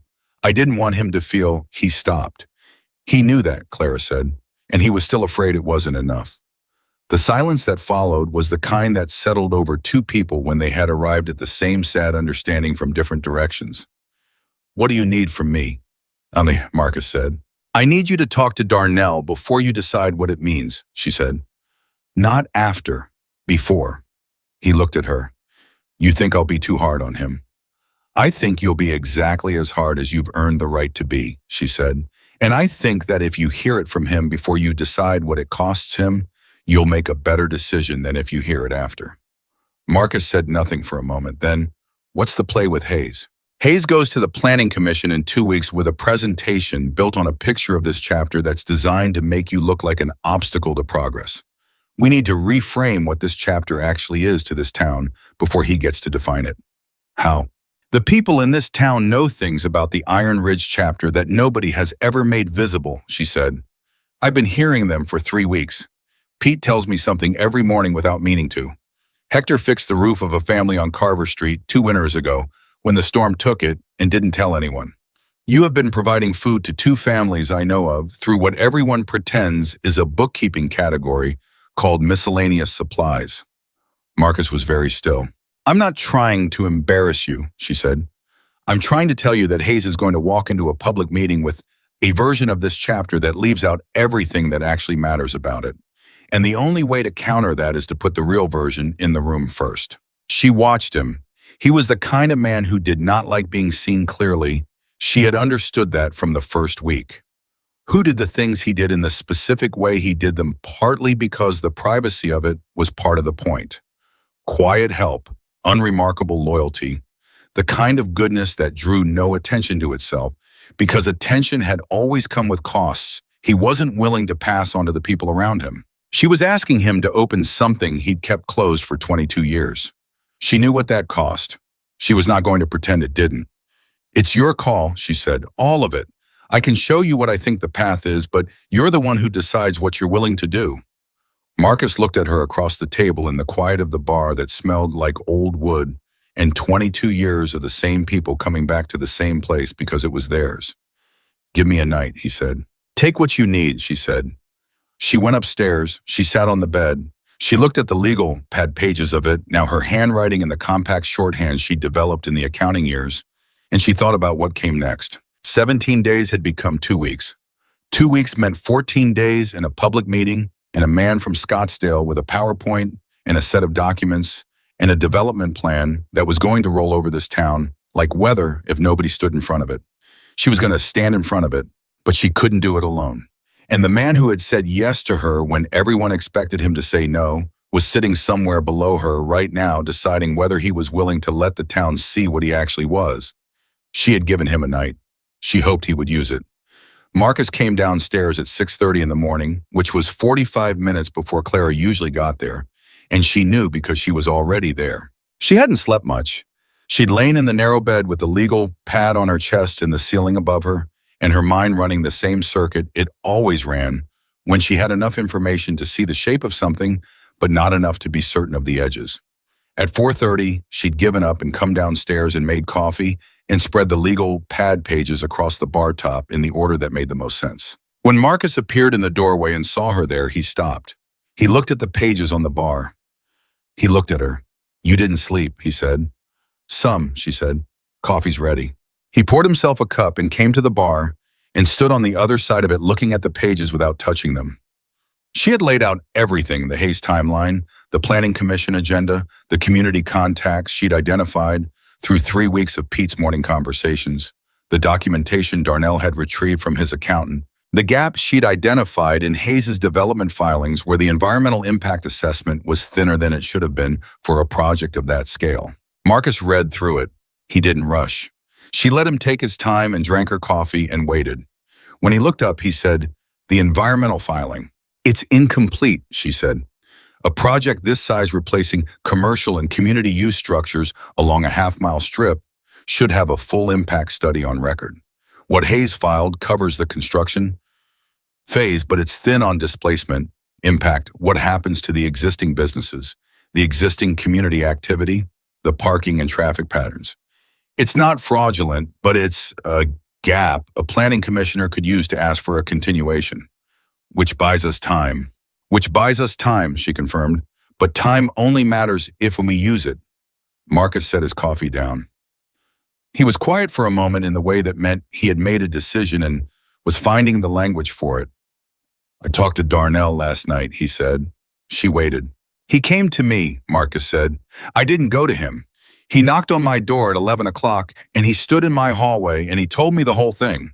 Took him about 20 minutes. He didn't try to explain it into something smaller than it was. Marcus paused. He cried. Clara said nothing. I've known Darnell Webb for 11 years, Marcus said. I have never seen that man cry. Not at funerals. Not when his father died 4 years ago. Another pause. He was crying because he thought I was going to tell him to go. And he said that the thought of not being able to come through that door anymore was the thing that had finally made him realize what he'd been risking. Clara looked at her coffee cup. What did you tell him? I told him to sit down, Marcus said. And then we talked until 2 in the morning. He picked up his cup again. He's going to help. He wants to help. He knows more about what Hayes is building than any of us because Hayes kept feeding him information, trying to make Darnell feel like a partner in something instead of a source. That landed. What does Hayes's full project look like? She said. Resort development, 42-room boutique hotel, 2 restaurants, retail space, marketed toward what Hayes calls experiential tourism. The design, Darnell has seen the renderings, it looks nothing like Red Valley. It looks like something you'd see in Sedona or Scottsdale. Everything adobe and glass and clean lines and prices that makes sure the people who built this town can't afford to eat in their own main street. Clara looked at the legal pad, and the bar site specifically. The building gets demolished. The design puts a courtyard and a valet drop-off where the bar is right now. A valet drop-off. She thought about Pete Garza walking through that door every morning for 23 years. She thought about Reno and his music opinions. She thought about Danny Flores watching Marcus learn how to be something that lasted. A valet drop-off. Okay, she said, her voice was steady. Then here's what we do. She walked him through it. She had spent the hours between 4:30 and 6:30 organizing what she had into an actual plan, the kind with sequence and contingency, built in the kind she used to build when the hotel chain needed to recover from an audit finding. The shape of it was clear in her mind, and she laid it out methodically. First, Pete needed to talk to the 3 planning commissioners who were up for re-election this cycle, specifically to the 2 who had strong, existing relationships with the Main Street business community. Not to lobby to inform. There was a difference, and it mattered. The commissioners needed to know that the environmental filing had a gap before the hearing, not at it, so they had time to request additional documentation. Second, Clara needed to talk to people. Specifically, the people she had identified through Pete's stories, the family on Carver Street, whose roof Hector had fixed, the 2 families receiving what Marcus's ledger called miscellaneous supplies, the 3 businesses on the adjacent street that the Iron Ridge chapter had quietly supported during the bad years after the 2008 crash. These were people who knew things about the chapter that the public record didn't contain, and they needed to know there was a public hearing where that truth could be spoken. Third, Darnell needed to document everything Hayes had told him about the development project. Dates, specifics, the exact representations Hayes had made. Not as evidence of anything criminal necessarily, but as a counter-narrative to the official project description that Hayes would bring to the hearing. Fourth, and this was the part she watched Marcus most carefully while she said it, Marcus needed to be in that hearing room, present, visible, and willing to speak. Not to argue, not to threaten, to tell the truth about what the Iron Ridge chapter was and had been in Red Valley for 22 years. When she finished, Marcus looked at the bar top for a long moment. You want me to stand up in a public meeting and talk about the things we've done for this town? He said. Yes. Those things were done because they needed doing, not to be talked about. I know, she said, but Hayes is going to walk into that room and define you before you get the chance to define yourself. And once a room full of people has a picture in their heads, it's very hard to replace it with a different one, you know that. He looked at her. You're asking me to use the things I did for people as leverage. No, she said immediately. I'm asking you to let the people you did them for speak. There's a difference. You don't say anything about yourself. You let the people whose lives were actually affected say what they need to say. She paused. Those people deserve the chance to speak, and you deserve to have the truth in the room. Marcus was quiet for a long time. The bar was still. Outside, Red Valley was starting to wake up, the first cars of the morning, moving down the strip, the diner's screen door banging once in the early wind. How long do we have? He said. 12 days to the hearing, she said. He nodded slowly. Then we start today. Pete Garza, when Clara found him at 9 with a cup of coffee and the edited version of the plan, she gave him what he needed to know. Not everything she and Marcus had discussed, because Pete worked better with targeted information than with the whole picture. Responded the way Pete responded to serious things, which was with a focused calm that organized itself efficiently once he understood what was needed. He knew all 3 commissioners. Of course he did. He had coached one of their kids in Little League 11 years ago. He had a standing Thursday lunch with another one's brother-in-law. He described his access to the third one in a way that involved a favor done during a county fair parking situation in 2019 that he declined to elaborate on further. "I'll make calls today," Pete said. "Not phone calls. I'll go see them. Phone calls are for things that don't matter." "Thank you, Pete," she said. He looked at her with the particular expression he sometimes got, the one that sat underneath the cheerfulness and was more serious and more warm than the surface version. "You know," he said, "we've had some hard years in this chapter, some hard years in this town. You showed up at an interesting moment." "I needed a job," she said. "Sure," Pete said, "but you didn't need this job." He let that sit. "You could have gone to 100 different places. You came here, and you've been paying attention to us in a way that—" He stopped and looked at his coffee. "Marcus had a daughter. She would have been about your age. She passed when she was 17. Car accident 10 years ago. He doesn't talk about it." Clara was still. "He doesn't talk about it," Pete said again. "But you walk through that door with the same quality of attention she had, and sometimes I can see him not looking at you because he's afraid of how much looking hurts." He set down his mug. "That's all. I just thought you should know something about what your being here has meant." She didn't trust her voice for a moment.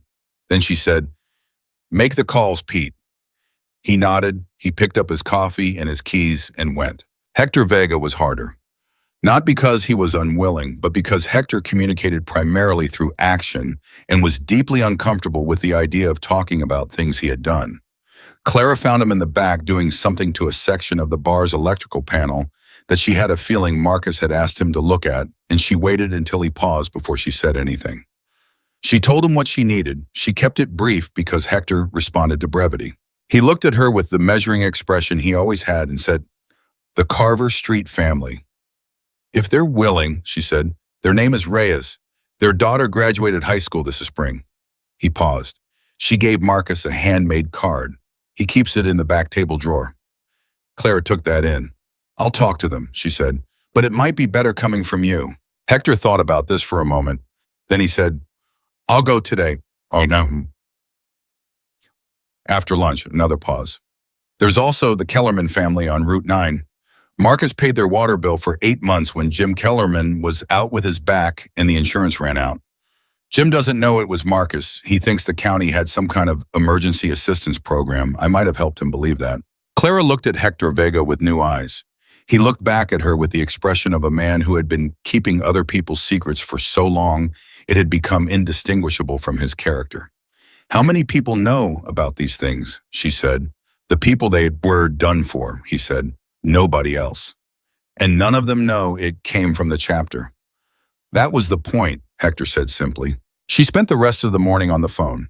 She called the county planning office and requested the full application file for Horizon Southwest LLC's development project, which was public record and took 20 minutes to receive by email. She read through the 63-page document at the bar with her coffee going cold beside her and found 4 additional gaps beyond the environmental assessment.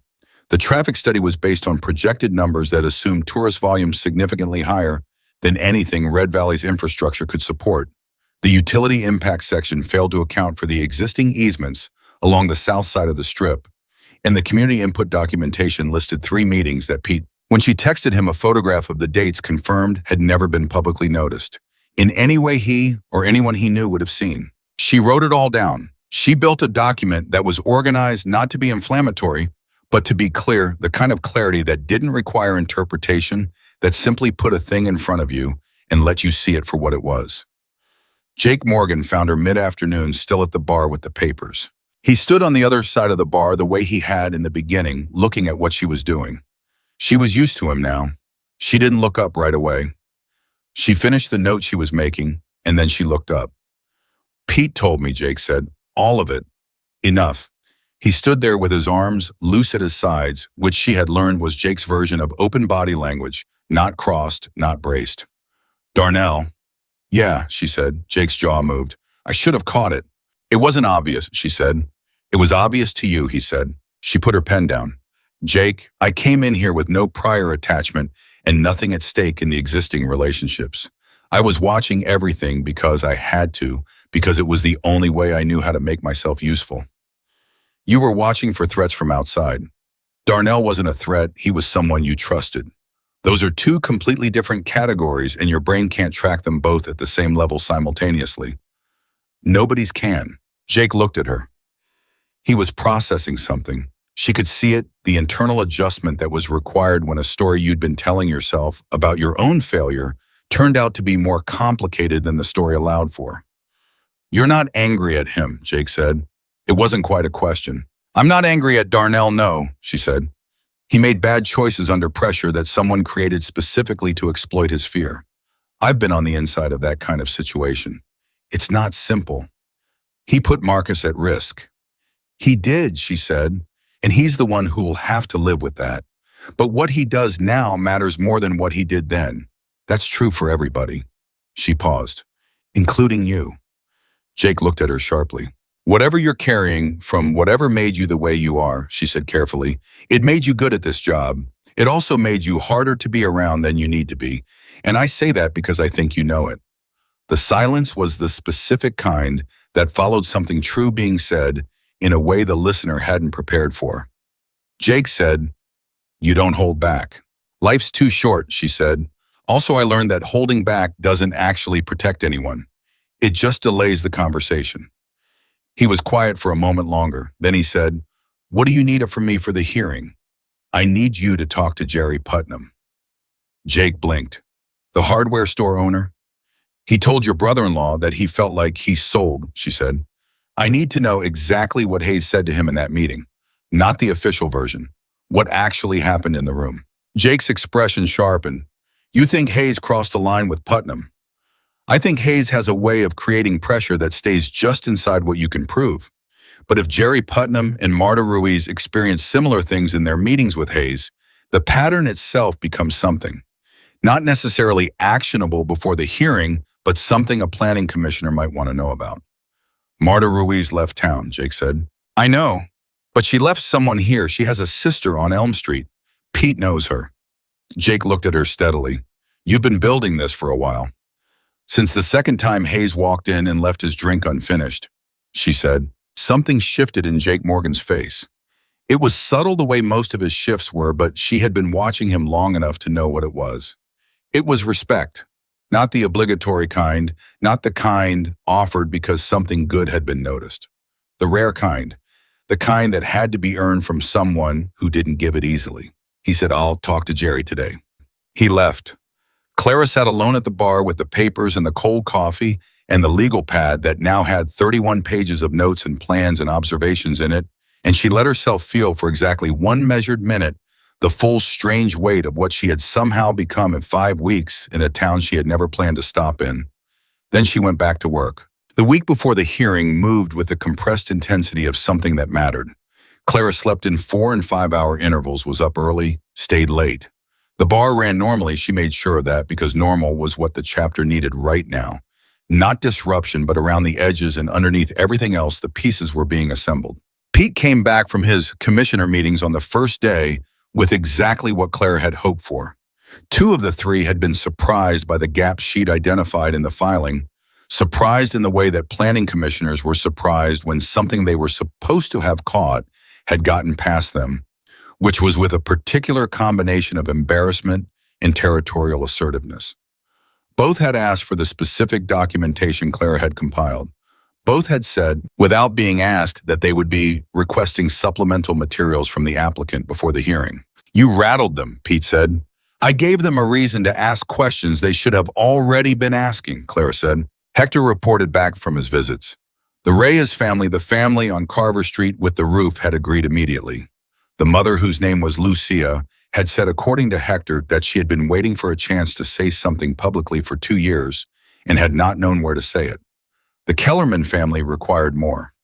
Jim Kellerman, once Hector explained that the county program had not actually been a county program, went through a progression of reactions in about 15 minutes that Hector described with characteristic economy as complicated. But he had agreed. He said he owed it to the person who had helped him to at least show up and tell the truth. Jake's visit to Jerry Putnam produced something Clara had not fully anticipated. He came back with Jerry Putnam in tow, literally. The man was 67, stocky, with the kind of hands that came from 40 years of hardware work, and he sat down at the bar with the look of someone who had been carrying something heavy and was deciding whether to set it down. Jake said simply, "Tell her what you told me." Jerry looked at Clara. He said, "Hayes came to me twice. First time was friendly. General conversation about the town, about development, about what the strip could be. Nice enough guy. You know, I didn't love what he was selling, but I didn't feel pressured." He paused. Second time he came in, he brought a folder. He put it on the counter. He said he had some concerns about a transaction from 2019 involving my business account and a supplier that he wanted to make sure I knew about. He stopped. "What was in the folder?" Clara said. "A copy of a wire transfer from my business account to an account in Nevada." Jerry looked at his hands. "I have a nephew.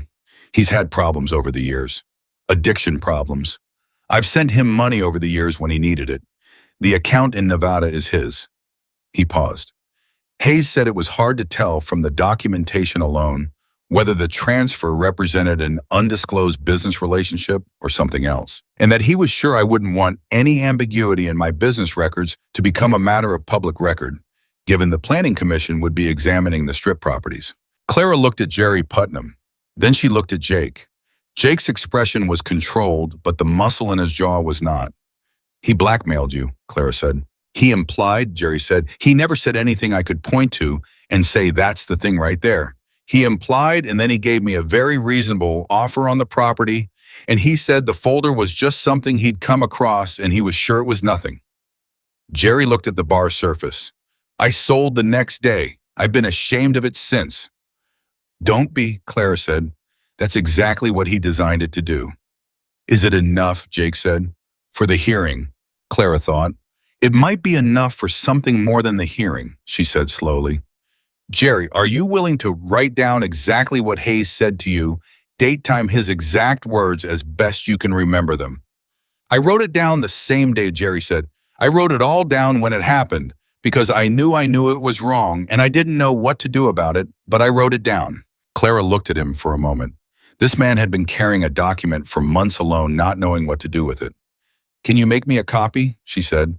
He reached into his jacket and put a folded piece of paper on the bar. She hadn't expected it to already be there. She unfolded it and read it, and then read it again.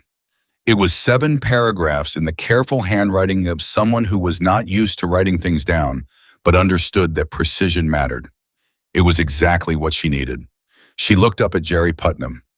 "Thank you," she said. He nodded. He looked at Jake. He said, "I should have come to Marcus when it happened." "Yeah," Jake said, "but you're here now." The day before the hearing, Clara sat down with Darnell. She had seen him every day that week. They hadn't spoken much.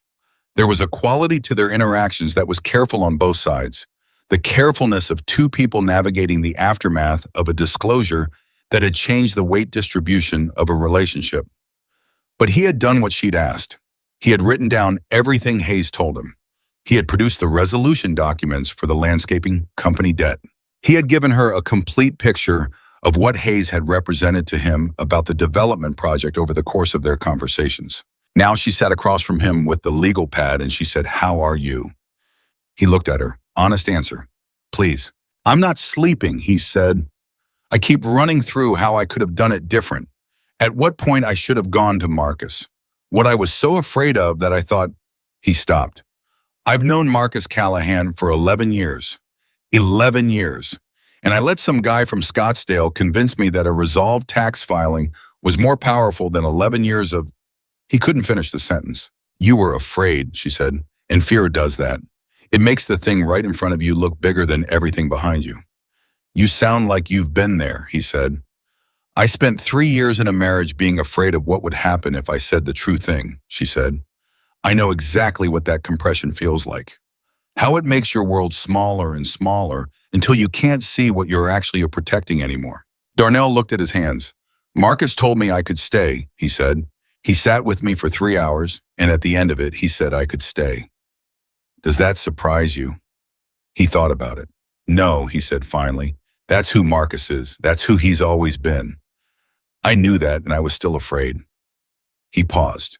"Maybe I was afraid of it, of how much it would cost him and whether I was worth it." Clara was quiet for a moment. Then she said, Sometimes the people who've been hurt the worst are the hardest ones to convince that they deserve to stay. He looked at her. They sat with Bob for a moment without either of them trying to move past it. Then she said, "Tomorrow's going to be hard. Are you ready? What do I have to do?" "Sit in that room," she said. "That's all. You don't have to speak unless you want to. Just be there. Because Hayes is going to walk into that room expecting a community that he's already divided and fragmented, and what he's going to find instead is every person that the Iron Ridge chapter has ever shown up for sitting in the same room at the same time. And that picture, just that picture before anybody says a word, is going to tell him something he wasn't expecting." Darnell looked at her. "You thought of all this," he said. "You've been here 5 weeks." "5 weeks is long enough to see what's real," she said. He was quiet. Then he said, "Hayes was wrong about you, you know. When he talked to me about the bar, about Marcus, about the chapter, he never talked about you.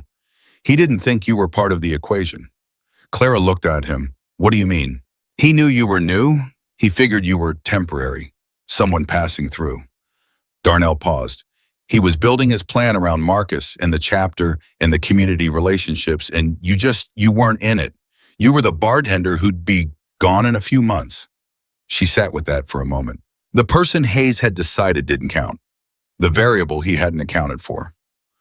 The bartender with the battered suitcase who had walked through the wrong door in the wrong town and stayed because she needed a job and the floor here was solid enough to stand on. "Well," she said. Darnell almost smiled. "Yeah," he said. "Well," that night Marcus found her doing the close.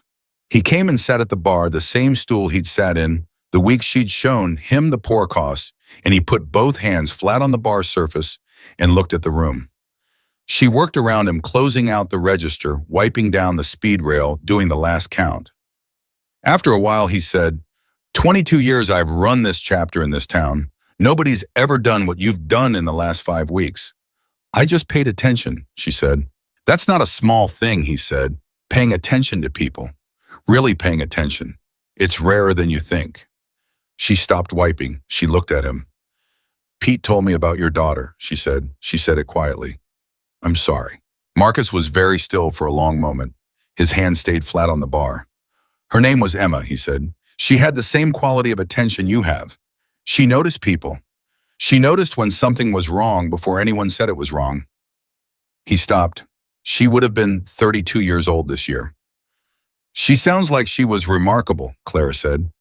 "She was," Marcus said. "And she would have liked you. She would have told me to hire you before you even opened your mouth." Clara looked at him. She didn't try to fill the space around that statement with anything because it was complete the way it was, and the thing you did with something that was complete was let it be. "Try to sleep," she said finally. "Tomorrow's going to take everything we have." Marcus nodded. He stood. He looked at the bar for a moment, just looked at it the way you looked at something you'd built and were being asked to defend and couldn't quite believe had come to that. "It's going to be okay," Clara said. He looked at her. "How do you know?" "Because every person who walks into that hearing room tomorrow knows the truth," she said. "And he only has the version he constructed. The truth is always louder. It just needs to be in the room." He walked to the door. He stopped with his hand on it. "Clara," he said. "Yeah, thank you." He said it the way he said everything that mattered, flat, simple, without decoration, the way people said things when they meant them entirely. "For all of it." She looked at him. "Get some sleep, Marcus." He went. She stood alone in the closed bar and she looked at the legal pad and the paper spread across the back table, and the 31 pages of notes, and the folded statement from Jerry Putnam, and the document Darnell had produced, and the research into the Hayes filing gaps, and all of it the entire assembled shape of the last 5 weeks. She thought about the woman who had driven into Red Valley with a battered suitcase and 3 days of crackers and nothing else, and had pushed open a door because the alternative was to keep driving toward a version of her life that felt like survival without actually living. She thought about what she had built here. Not alone, nothing real was ever built alone. But with her hands in it, her attention in it, the part of her that had spent years being told it was too much and had turned out to be exactly enough. Tomorrow, Richard Hayes was going to walk into a public meeting expecting to find a fractured community and a chapter without defenders and a plan that was going to go through because nobody had organized the truth in time. What he was going to find was something else entirely. She turned off the lights. She went upstairs. She lay in the narrow bed and she listened to Red Valley settle into the night around her. And for the first time in a long time, she closed her eyes without running numbers or building plans or preparing for the next thing. She just rested because she had done the work. And tomorrow it was time to let it speak. Part 5. The hearing was scheduled for 10 o'clock in the morning at the Red Valley Community Center, which was a building that had hosted school board meetings and church fundraisers, and one memorable town hall about a proposed cell tower. In 2017, that had nearly ended 2 friendships Pete Garza still talked about with visible amusement. Clara was there at 8:15. She carried the legal pad, the Jerry Putnam statement, the filing gap documentation, and a folder of supporting materials she had organized the night before into the kind of clean, logical sequence that made information easy to follow and hard to dismiss. She wore the best clothes she had brought in the suitcase, dark slacks, a gray blouse she'd pressed with the iron she'd found in the bar's utility closet because she understood that how you appeared in a room affected how what you said was received, and she intended what she said to be received clearly. She sat in the second row and waited. By 8:45, Lucia Reyes was there with her husband and their daughter, the one who had graduated high school this spring, and given Marcus the handmade card. The daughter's name was Sophia, and she was 17, and she sat with the contained dignity of someone who understood that what was happening this morning mattered. By 9, Jim Kellerman and his wife had arrived. Jim was on a cane. The back that had put him out of work for 8 months had never fully recovered, and he moved slowly, but he was there, and when he sat down, he looked around the room with the expression of a man who had spent months feeling like a recipient of someone else's charity and had finally figured out that showing up was a way of being something other than that. Pete came in at 9:10 with 2 people Clara didn't recognize, a woman in her 60s and a man who looked to be the same age, both with the quiet bearing of people who had driven a distance to be somewhere that mattered. Pete caught her eye and mouthed the words Carver Street adjacent, and she understood more people from the network she hadn't fully mapped. People connected to people the chapter had helped. The outer rings of a community of quiet solidarity that had been built over 22 years and never once asked to be acknowledged. Hector Vega came in alone and sat in the back. He would not speak unless asked. That was Hector, but he would be there, and sometimes being there was the entire point. Jake Morgan came in with Jerry Putnam at 9:20. Jerry had the look of a man who had made a decision and was not going to rethink it before it was acted on, which was the best version of that look. Jake sat beside him, close enough to be present, but not so close as to crowd him.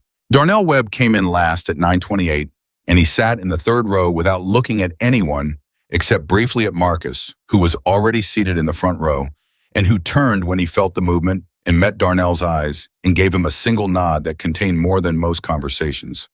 Darnell sat down. He put his hands on his knees and looked at the front of the room and breathed. Clara had watched all of it from the 2nd row. She turned back to the front and looked at the 3 commissioners behind their table, the 2 Pete had spoken to, and the 3rd, a woman named Carolyn Marsh, who had been on the Planning Commission for 9 years and was known for a particular kind of patience that could be mistaken for sympathy until you realized it was actually just the patience of someone who was going to wait until you finished before she told you what she actually thought. Richard Hayes arrived at 9:40 with 2 men. Clara didn't know. One was clearly his attorney. The other had the look of a project manager, someone who dealt in logistics and timelines. Hayes had a laptop bag and a rolled tube that held what were certainly the development renderings, and he was dressed in the category of clothing that said he had flown in from somewhere with more resources, which he had. He scanned the room when he entered. Clara watched him do it. She watched his scan encounter the Reyes family, the Kellermans, Pete's people from Carver Street, Jerry Putnam, the full assembly of Iron Ridge members along the right side of the room, and Marcus Callahan in the front row. She watched Hayes recalibrate. It was fast. He was practiced at recalibrating, but she caught it. The tiny reset, the moment of reassessment. He had expected fewer people. He had expected a different kind of room. He found his seat at the applicant's table and set up his materials without looking at Clara because she was still the bartender he hadn't accounted for. That was fine. She was used to being underestimated. The hearing was called to order at 10:03. Commissioner Vince Delgado, the one who had coached Pete's neighbor's kid in Little League, opened by noting that the commission had received supplemental materials related to the application and had asked the applicant to be prepared to address specific questions about the filing. He said this with the careful neutrality of a man who had been sitting with something uncomfortable for the better part of a week and had decided the correct thing was to put it on the table. Hayes' attorney leaned over and said something to Hayes. Hayes nodded once, smooth as always. Delgado turned to the room and asked if there were community members who wished to speak before the applicant's presentation. Clara had known he would do this. Pete had told her Delgado always opened community comment first on contested applications. It was his way of establishing that the public had standing equal to the applicant. Lucia Reyes raised her hand. She walked to the front of the room with the kind of composure that came not from confidence, but from having thought very carefully about what you were going to say, and then deciding it was worth saying no matter what happened after. She was 44 years old, and she had lived in Red Valley for 19 years, and she spoke without notes. She talked about the storm that had come through 3 winters ago. She talked about what the roof damage had meant, the water coming through the ruined belongings, the 2 children sleeping in the living room because the bedrooms weren't safe. She talked about how she had called the county emergency line and been put on a 6-week waiting list. She talked about waking up the next morning to find 3 men she barely knew on her roof already working, with materials they had brought in a truck. She talked about the fact that when she came outside and asked who had sent them, one of the men, she looked at Hector Vega briefly across the room, had said it was just neighbors helping out. She said, "I found out later who sent them. I found out when I tried to pay and was told there was nothing to pay. And I want this commission to understand something. The Iron Ridge chapter has been in this town for 22 years, and the things they have done for the people in this community have never been advertised. They were never done to be seen. They were done because that is the character of the people doing them." She paused. Her daughter Sophia in the second row was watching her mother with the expression of someone watching someone they love do something brave. Richard Hayes' project would remove those people from this town, Lucia Reyes said. "I would like the commission to understand what that actually means." She sat down. The room was quiet for a moment. Then Jim Kellerman was on his feet slowly with the cane, and he made his way to the front and told the commission about the 8 months in the water bill and the way he had believed for 2 years that some county program had kept his family from losing their home, and how last week he had learned the truth, and how he had felt first ashamed that he hadn't known to say thank you to the right people, and then grateful beyond what he could put in words, and then certain that he needed to be in this room. He said, "Wahuia, I'm a stubborn man. I don't take help easy. The fact that it was done in a way that let me keep my dignity that's not a small thing. That is the specific kind of thing that's very hard to replace once it's gone." He sat down. Pete's people from Carver Street spoke. 2 of them, the woman who turned out to be a retired school teacher named Beverly and her husband Ray, who had needed a truck repair that would have been beyond them financially at a particular moment 4 years ago, and had found the bill paid when they went to pick up the vehicle. They did not know by whom until Pete had told them. They had come because they wanted the commission to know. By the time the community comment period ended, 11 people had spoken. Clara had not been one of them. She had sat in the second row with the legal pad and the folder, and she had listened, and what she had heard was the sound of a community recognizing itself in public for the first time. Marcus had not spoken either. He sat in the front row the entire time with his hands on his knees, and Clara knew without being able to see his face that he was not unmoved. Commissioner Carolyn Marsh, who had been silent through all of it, said at the end of the community comment, "Thank you. These accounts are entered into the record."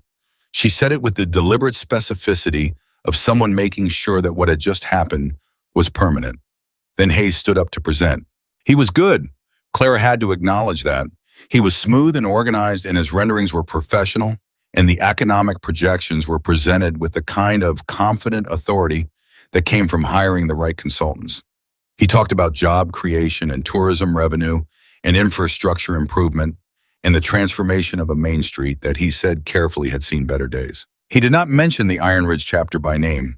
He referred to the current use of the anchor property as an existing commercial establishment with limited community economic impact, which was language he had chosen to make the bar sound like a liability while being technically arguable. Commissioner Delgado let him finish. Then Delgado said, "Mr. Hayes, I'd like to ask you about the environmental impact assessment in your application, specifically the displacement impact section." Hayes' attorney straightened. Hayes said, "Of course." Delgado said, The assessment covers construction phase impacts, but I'm not seeing a complete analysis of the economic and social displacement impacts on the existing business ecosystem along the Strip. For a project of this scale that would require the relocation or closure of multiple existing businesses and the demolition of structures and continuous community, use our county guidelines call for a full displacement study. Can you tell me when that study was completed? Hayes paused for exactly one beat too long. We're confident the application meets the requirements. I'm asking about a specific document, Delgado said pleasantly but precisely. Can you point me to it in the application? Commissioner Marsh said without looking up from the papers in front of her. Page 41 references a study but cites a methodology that doesn't appear to have been applied to the specific context of this application. The numbers appear to be projected from a comparable project in a different market. She looked up. Yavapai County 2021, is that right? Hayes' attorney leaned over again. A longer conversation this time. Hayes said, we can provide supplemental documentation. That would require a continuation, the third commissioner said. He had been quiet until now. We can't approve an application with an incomplete environmental assessment. That's not discretionary. Hayes looked at the three commissioners. Clara watched him looking. She watched him understand that the room he had walked into was not the room he had planned for. He said, we're prepared to address any specific concerns the commission has. We believe the project as presented. Mr. Hayes, Carol Marsh said.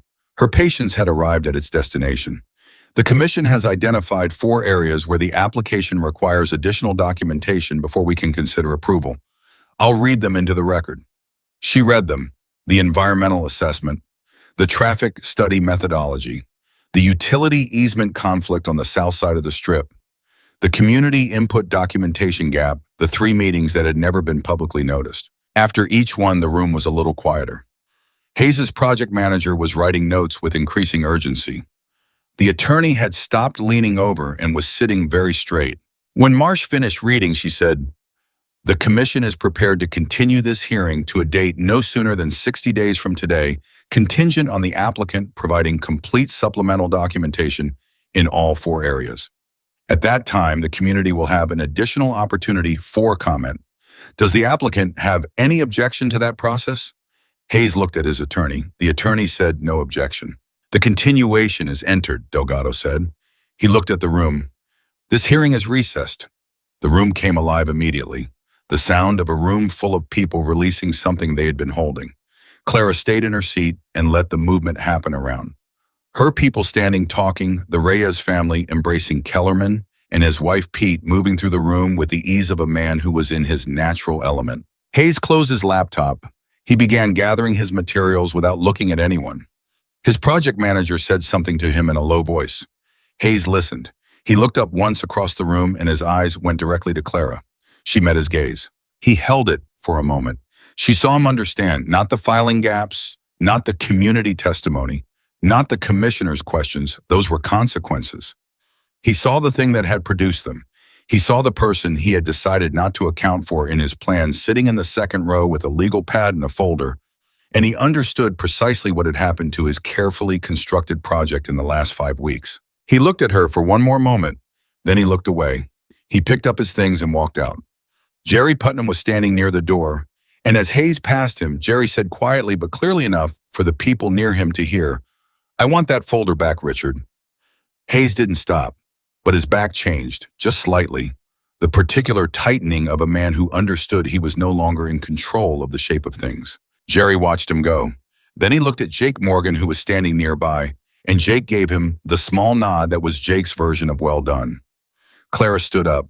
She had been sitting for 2 hours and her back was tight and her hands were stiff from holding the pen, and she felt the particular exhaustion of something that had taken everything she had to carry to its destination. Marcus was beside her. She hadn't heard him come over. He was just there suddenly, the way he sometimes was moving with the quiet of a large man who had learned to take up less space than he occupied. He didn't say anything for a moment. They both looked at the front of the room where the commissioners were packing up their materials, the hearing official dismantling the microphone, the room returning to its ordinary self. Then Marcus said, "It's not over." "No," she agreed. 60 days and he comes back with supplemental documentation, better documentation. And he still has the money and the plan and the permits for 4 properties he already owns on the strip. So we have 60 days. Yes. What do we do with 60 days? She thought about it. She thought about Jerry Putnam's statement and what it contained. She thought about the pattern Jerry Marta Ruiz Darnell, the implied threats, and the specific mechanism Hayes used to identify and apply pressure to the people in his way. She thought about the Attorney General's Consumer Protection Division, which she had looked up on her phone at 5 in the morning 2 nights ago because she hadn't been able to sleep. I think Jerry Putnam should talk to someone, she said. Not at the Planning Commission level. Higher. Marcus looked at her. You think what Hayes did is criminal? I think what Hayes did to Jerry Putnam follows a pattern that, if Marta Ruiz experienced something similar, constitutes a pattern of coercive business practices that a state attorney general's office would find interesting. She paused.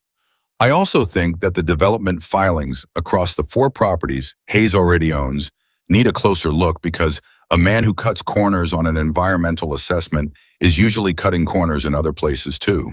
Marcus was quiet for a moment. That's a different kind of fight. Yes, she said. It's a longer one, but a planning commission continuation only holds him for 60 days. If there's something in those filings, you think there is. I think a man who pressured a 67-year-old hardware store owner with a folder of implied accusations probably didn't assemble his own business filings with perfect integrity either. Marcus looked at the front of the room. He was quiet for a long time. Then he said, Darnell knows people in the county assessor's office from when he had the landscaping company. I know, she said. I was going to suggest that. He looked at her. Of course you were. Something passed between them, not quite a smile on either side, but the thing that lived in the same place as a smile when what was happening was too serious for one. Clara, he said, yeah, we won today. I want to say that clearly. We stood up in that room and told the truth, and it held. That happened because of you. It happened because of everybody in that room, she said. It started because of you, he said. A woman with a suitcase and a legal pad and the stubbornness to pay attention when everyone else had stopped. He paused. I don't take that lightly. She looked at him.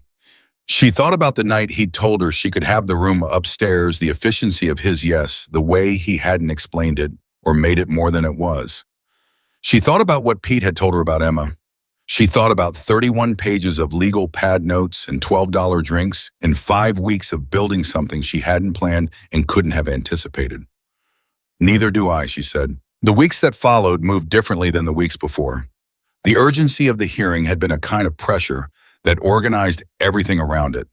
And without it, the days had more space in them, which turned out to be necessary because what came after required a different kind of patience. Darnell's contact at the county assessor's office was a woman who had known Darnell for 7 years and who, when presented with a specific and well-organized set of questions about the Horizon Southwest filings, applied the same careful attention to public records that Clara applied to everything else. What she found, and it took her 11 days, was not dramatic. It was the quiet, was accumulated kind of wrong that was harder to argue with than a single egregious violation because it had no single moment of error, only a pattern of small ones that added up. Inconsistent property valuations across the 4 acquired parcels that suggested coordinated manipulation of the assessment records. A contractor listed on the development agreement who had a business relationship with Hayes that predated the project by 6 years and was not disclosed. A variance application for the hotel building that cited a setback requirement incorrectly and had been approved by a lower-level administrative process that should have required full commission review. Clara organized it all. She sat at the back table of the Iron Ridge Bar, Marcus's table, which he had ceded to her without comment when it became clear she needed the space, and she built the document the way she had built all the others, methodically, precisely, with everything sourced and everything in order. She sent it to the state attorney general's office on a Tuesday morning. She sent a copy to the county assessor. She sent them a copy to the planning commission with a cover letter that referenced the pending continuation hearing. Then she went behind the bar and made coffee for Pete, who was on his stool reading something and who looked up at her and said, "You sent it." "This morning," she said. "How do you feel?" She thought about it honestly. like someone who has done the thing they could do and then now has to wait and see what it amounts to. That's a mature attitude, Pete said. I've had practice, she said. The response from the Attorney General's office came faster than she'd expected. 14 days, which Pete said was essentially instantaneous for a state agency. They were opening a preliminary inquiry into Horizon Southwest LLC's business practices in a Red Valley. They would be in contact with potential witnesses. They requested that all relevant documentation be preserved. The preliminary inquiry became an investigation. The investigation produced over the next 6 weeks the kind of public process that moved slowly but moved in one direction. Two former business owners in a different Arizona county, where Hayes had done a previous development project, contacted the Attorney General's office after seeing the inquiry reported in the local paper, which was picked up by a Phoenix outlet, which was how the story stopped being a local story. Hayes's attorney sent a letter to the Iron Ridge Bar's address. Clara read it, showed it to Marcus, and they both agreed it was the letter of a man trying to establish a paper trail that suggested he had been acting in good faith all along, which was the legal version of the smooth smile Hayes used when he had been caught off guard and needed to recover. Marcus had his own attorney by then. The letter was responded to accordingly. The continuation hearing happened on a Thursday morning, 63 days after the first one. Hayes appeared with a more complete application and a different attorney. The supplemental documentation addressed the specific gaps the commissioners had identified, which meant Hayes had done the work and should have been in a better position. But the Attorney General's inquiry was now on the public record, and Jerry Putnam had given a formal statement to investigators that was now referenced in a document that the Planning Commission had received. Commissioner Carolyn Marsh asked Hayes's new attorney 3 questions. The third one was whether the applicant was prepared to address the Commission's concerns about the business practices that were currently under state inquiry as they related to the property acquisitions that formed the basis of this application. The attorney asked for a 30-day extension. The Commission granted it. Hayes did not come back at 30 days. His attorney filed a request for an additional extension, citing the ongoing investigation. The Commission denied it and scheduled the hearing for the date already established. On that date, Hayes's attorney appeared without Hayes and requested that the application be voluntarily withdrawn, pending resolution of the inquiry. The Commission accepted the withdrawal and entered it into the record. Carolyn and Marsh said, the application of Horizon Southwest LLs for the Red Valley Main Strip mixed-use development is withdrawn. This matter is closed. She set down her pen. Next item. Clara was not in the room for the withdrawal. She had been there for the first hearing and the continuation, but by the time the final date came, she had decided that going felt like waiting for the last note of something that had already finished. She knew the withdrawal was happening. Jake had texted her that morning, and she knew what it meant. She was behind the bar when Jake walked in. He sat down on the stool that had at some point in the last 3 months become his specific stool in a way that nobody had designated, but everyone acknowledged. He said, "It's done." "I know," she said. He looked at her for a moment. Then he said, "You want to hear something?" "Sure. When you first walked in here, I gave you 3 days." He paused. "I want the record to reflect that I was wrong." She looked at him. This was the longest acknowledgement of error she had ever heard Jake Morgan produce. "Thank you, Jake," she said. "I'm not good at—" He stopped. "I'm working on it." "I know," she said. "It shows." He picked up his glass. He drank. He set it down. "You staying?" he said. The question sat in the air. She had been aware of it for weeks, not as a decision she needed to make urgently, but as something that had been assembling itself underneath everything else, the way a conclusion assembled itself from evidence before you were ready to name it. "Yeah," she said. "I'm staying." Jake nodded once. He didn't make a thing of it. But something in his posture changed something that had been held slightly braced without his knowing it releasing. Marcus came in that evening.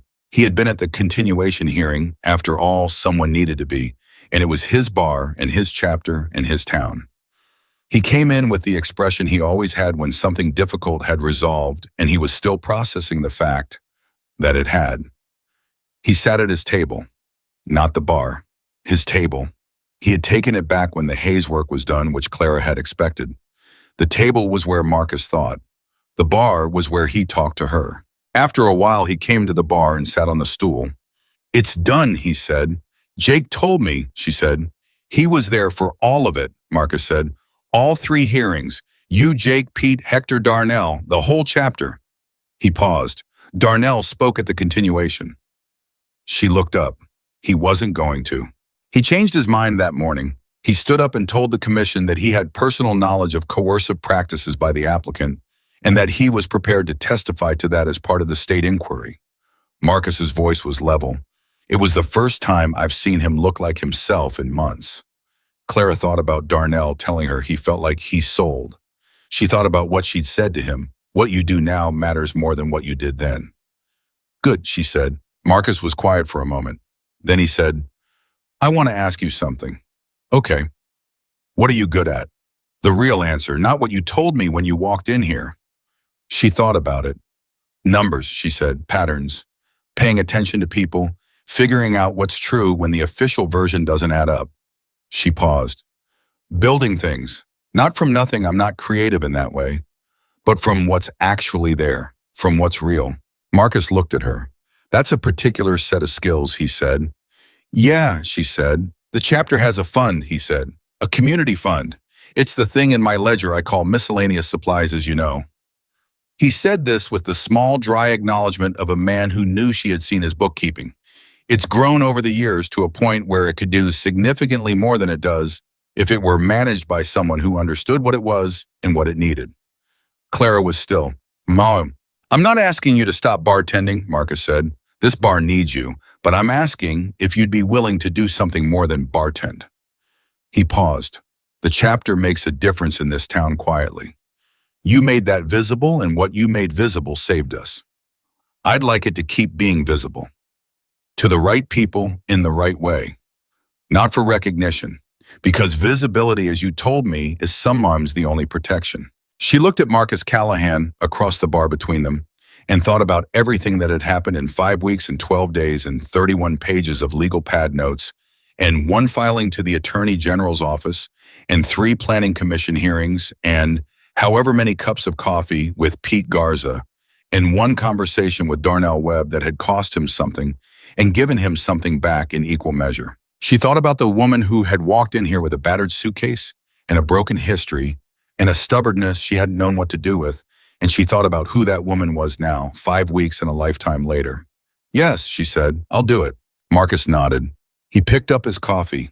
He looked at the bar for a moment, at the room, at the people who were beginning to come in for the evening. Pete settling onto his stool, Hector moving through from the back, Danny Flores taking his usual table, Reno, with his opinions about the music, Darnell Webb coming through the door and catching Marcus's eye across the room and something passing between them that didn't need words.